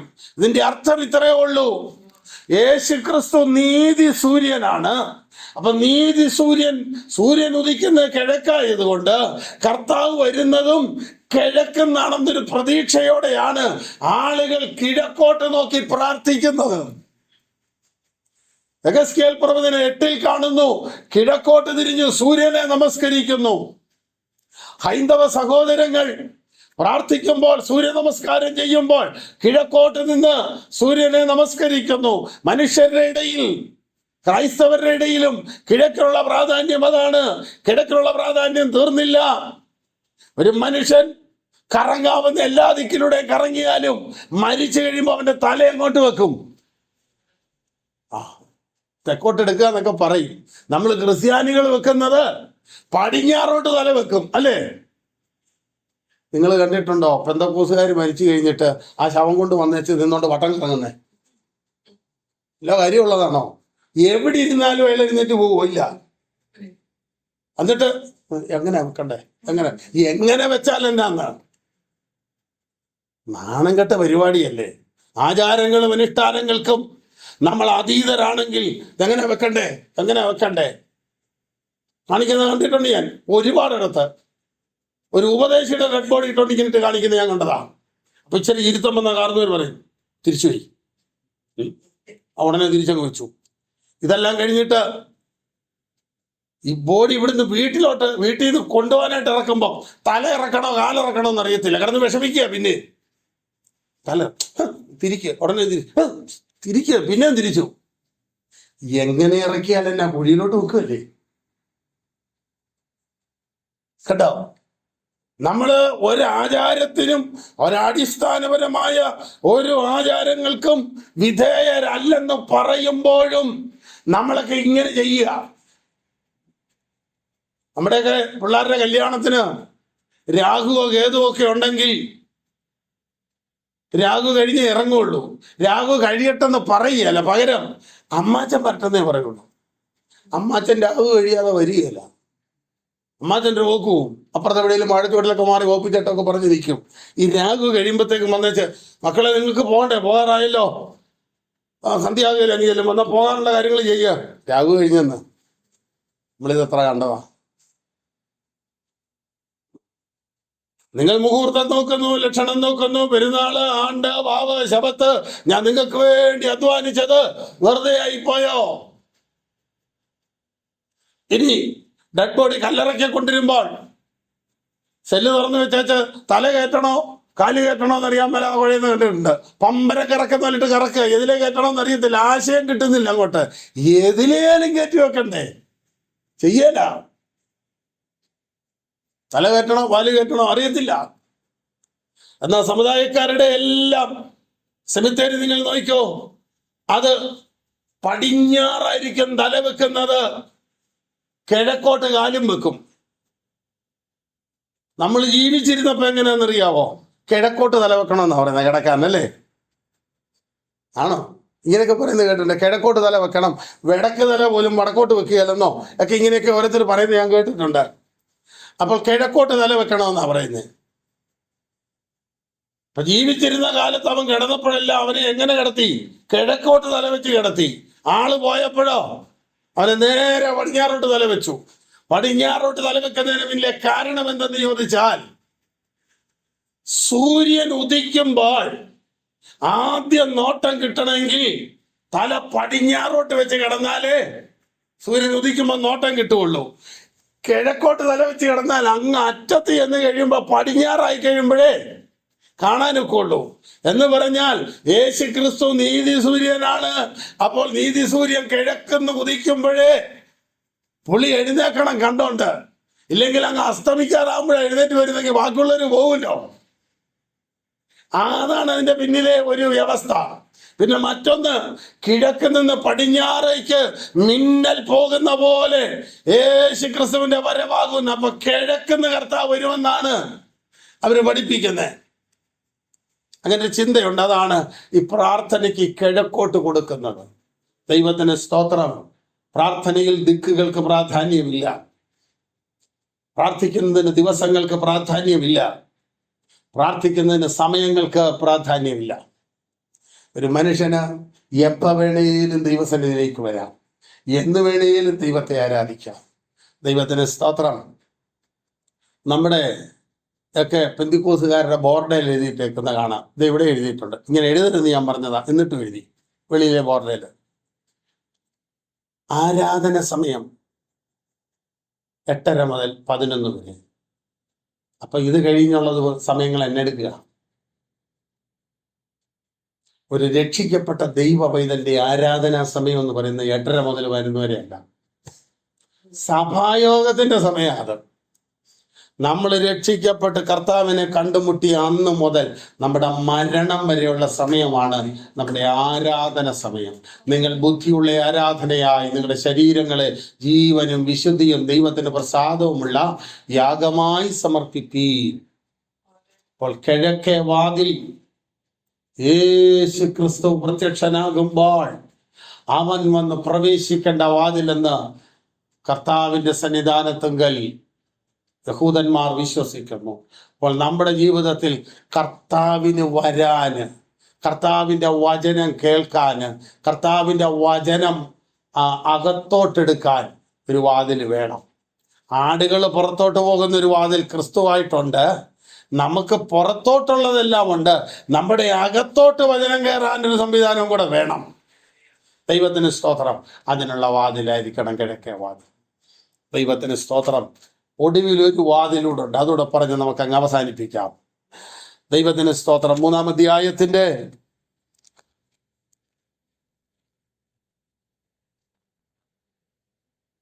31-ാമത്തെ വാക്യം. അതിന്റെ ശേഷം തട്ടാന്മാരിൽ ഒരുവനായ മൽക്കിയാവ് ഹമ്മിഫ്ഹാദ് വാതിൽ നിന്ന് നേരെ ദൈവാലയദാസന്മാരുടെയും കച്ചവടക്കാരുടെയും സ്ഥലം വരെയും കോണിങ്കലെ മാളികമുറി വരെയും അറ്റകുറ്റം തീർത്തു. ഹമ്മിഫ്ഹാദ് വാതിൽ, ഇത് ഏത് വാതിലാണ്? ഇതെന്നാ വാതിലാണ്? ദൈവത്തിന് സ്തോത്രം.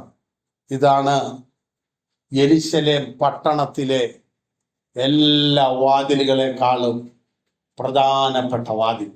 ഹമ്മിഫ്ഹാദ് വാതിൽ എന്ന് പറഞ്ഞാൽ ദൈവജനത്തിന്റെ ഇടയിലുള്ള പ്രശ്നങ്ങൾക്ക് പരിഹാരം വരുത്തുവാൻ ന്യായാധിപനിരിക്കുന്ന വാതിലാണ്.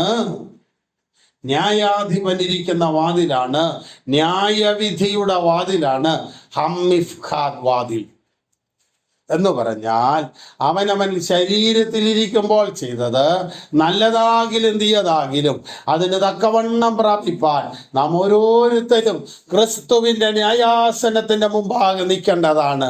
ഒരു ന്യായവിധിയും നമുക്കുണ്ടെന്നോർത്ത് വേണം ഈ ഭൂമിയിൽ ജീവിക്കാൻ. ഇത് ന്യായവിധിയുടെ വാതിലാണ്. ദൈവത്തിന് സ്തോത്രം. അപ്പോൾ ഇനി ഒന്നുകൂടെ നോക്കാം. തുടങ്ങിയത് കർത്താവ് ആടുകളുടെ വാതിലുമായിട്ടാണ്. ഇനി അവൻ വരുന്ന വാതിലോ ന്യായാധിപനായിട്ടുള്ള വാതിലാണ്. ദൈവത്തിന് സ്തോത്രം. 1 മുതൽ 10 വരെയുള്ള വാതിലുകൾ അത് ആര് പണിതു? നഹമ്യാവിന്റെ നേതൃത്വത്തിൽ പണിതു. ദൈവത്തിന് സ്തോത്രം. നിങ്ങൾ അറിയേണ്ട മറ്റൊരു പ്രധാന കാര്യം 3:20 കാണുന്നു. അതിന്റെ ശേഷം സബ്ബായിയുടെ മകൻ ബാരൂക്ക് ആ കോൺ തുടങ്ങി മഹാപുരോഹിതനായ ഏലിയാശീബിന്റെ വീട്ടുവാതിൽ വരെ മറ്റൊരു ഭാഗം ജാഗ്രതയോടെ അറ്റകുറ്റം തീർത്തു. എന്ന് പറഞ്ഞാൽ പുരോഹിതനാണ് ആദ്യ വാതിൽ പണിയാൻ പോയത്. അത് അവന്റെ വീടിന്റെ നേരെ അല്ല, മറ്റൊരു സ്ഥലമാ. എന്ന് പറഞ്ഞാൽ തന്റെ സ്ഥലം വിട്ട് മറ്റൊരു സ്ഥലത്ത് യഹോവയായ കർത്താവിന്റെ പുത്രനായ യേശു ക്രിസ്തുവിന്റെ വാതിലാകുന്ന ആട്ടുവാതിൽ പണിയുമ്പോൾ ആ പുരോഹിതന്റെ വീടിന് നേരെ ഉള്ളത് മറ്റൊരുത്തൻ പണിതു കൊടുക്കുകയാ. എന്ന് പറഞ്ഞാൽ കർത്താവിന്റെ വേലയ്ക്ക് വേണ്ടി കർത്താവിന്റെ മുഖം നോക്കി ഇറങ്ങിയ ഏലിയാശി പുരോഹിതന്റെ വീടിന്റെ മുമ്പിലെ വിഷയം, അവന്റെ വീട്ടിലെ വിഷയം, അവന്റെ വീടിന്റെ കാര്യം മറ്റു ചിലരെ ദൈവം എഴുന്നേൽപ്പിച്ച് കാര്യം ചെയ്യിച്ചു. കർത്താവിന്റെ വേലയ്ക്ക് വേണ്ടി ഇറങ്ങുന്നവനെ കൈവിട്ട് കളയാത്ത കർത്താവിനെയാ കാണുന്നത്. 22-ാം വാക്യം നോക്കിയേ. അതിന്റെ ശേഷം നാട്ടുപുറക്കാരായ പുരോഹിതന്മാർ അറ്റകുറ്റം തീർത്തു. അപ്പോൾ പുരോഹിതന്മാരും അറ്റകുറ്റം തീർക്കേണ്ടതായിട്ടുണ്ട്. ദൈവത്തിന് സ്തോത്രം. എങ്ങനെ? 28-ാം വാക്യം. പുരോഹിതന്മാർ ഓരോരുത്തൻ താന്റെ വീട്ടിന് നേരെ ഉള്ളത് അറ്റകുറ്റം തീർത്തു. മറ്റുള്ളവരുടെ മുമ്പിലെ കുറവുകൾ, പോരായ്മകൾ അറ്റകുറ്റം തീർക്കുകയല്ല. ഓരോ പുരോഹിതനും അവനവന്റെ വീടിന് നേരെ ഉള്ള പോരായ്മ പരിഹരിക്കണമെന്ന് ദൈവവചനത്തിൽ കാണുന്നു. ഉപവാസ പ്രാർത്ഥന നാം നമ്മെ തന്നെ കാണുന്നതാണെങ്കിൽ, നമ്മുടെ ജീവിതത്തിന്റെ കുറവുകളെ പരിഹരിക്കുന്നതാണെങ്കിൽ, നാം നമ്മുടെ കുറവുകളെ പരിഹരിക്കുവാൻ, നാം നമ്മുടെ കുറവുകളെ ദൈവസന്നിധാനത്തിൽ ഏറ്റുപറയുമ്പോൾ അവൻ നമ്മുടെ ലംഘനങ്ങളെ ക്ഷമിച്ച് കുറവുകളെ പരിഹരിച്ചു തരുവാൻ അവൻ വിശ്വസ്തനും നീതിമാനുമായ ദൈവമെന്ന് കർത്താവിന്റെ വചനത്തിൽ കാണുന്നു. പ്രിയരെ, അങ്ങനെയെങ്കിൽ ഇന്ന് പകൽ നമ്മുടെ ജീവിതത്തിന്റെ കുറവുകൾ നമുക്ക് തീർക്കാം. 52 ദിവസം കൊണ്ട് യെരിഹോ മതിൽ, യെരുശലേമിന്റെ മതിൽ പണിതു തീർത്തു എന്ന് തിരുവചനത്തിൽ നാം വായിക്കുന്നു. ദൈവത്തിന് സ്തോത്രം. 52 ദിവസം കൊണ്ട് സ്വർഗത്തിലെ ദൈവം മതില് പണി തീർക്കത്തക്കവണ്ണം ദൈവം കരുണ ചെയ്തു. പുരോഹിതനിറങ്ങി തുടങ്ങി. ദൈവത്തിന്റെ ആത്മാവ് പണിയോടുകൂടെ ഇരുന്നു. സകലതും ദൈവം നന്നാക്കി നന്മയ്ക്കാക്കി തീർത്തു. അനുഗ്രഹീതമായ നിലയിൽ ദൈവം കാര്യങ്ങളെ ക്രമീകരിച്ചു കൊണ്ടുപോയപ്പോൾ വലിയ വിടുതലുകൾ, വലിയ ആശ്വാസങ്ങൾ നടന്നു. കർത്താവിന്റെ പ്രവൃത്തിയുടെ മഹിമ അവിടെ അനുഭവിച്ചറിയുവാനും ഇടയായി. നമ്മുടെ ജീവിതത്തിലെ പണി ഈ ഉപവാസ പ്രാർത്ഥന തീരുമ്പോൾ പൂർത്തിയാകുവാനിടയാകണം. പുറത്തെ പണി തീർത്തിട്ട് വേണം അകത്ത് ചില ക്രമീകരണങ്ങൾ ചെയ്യാനുണ്ട്.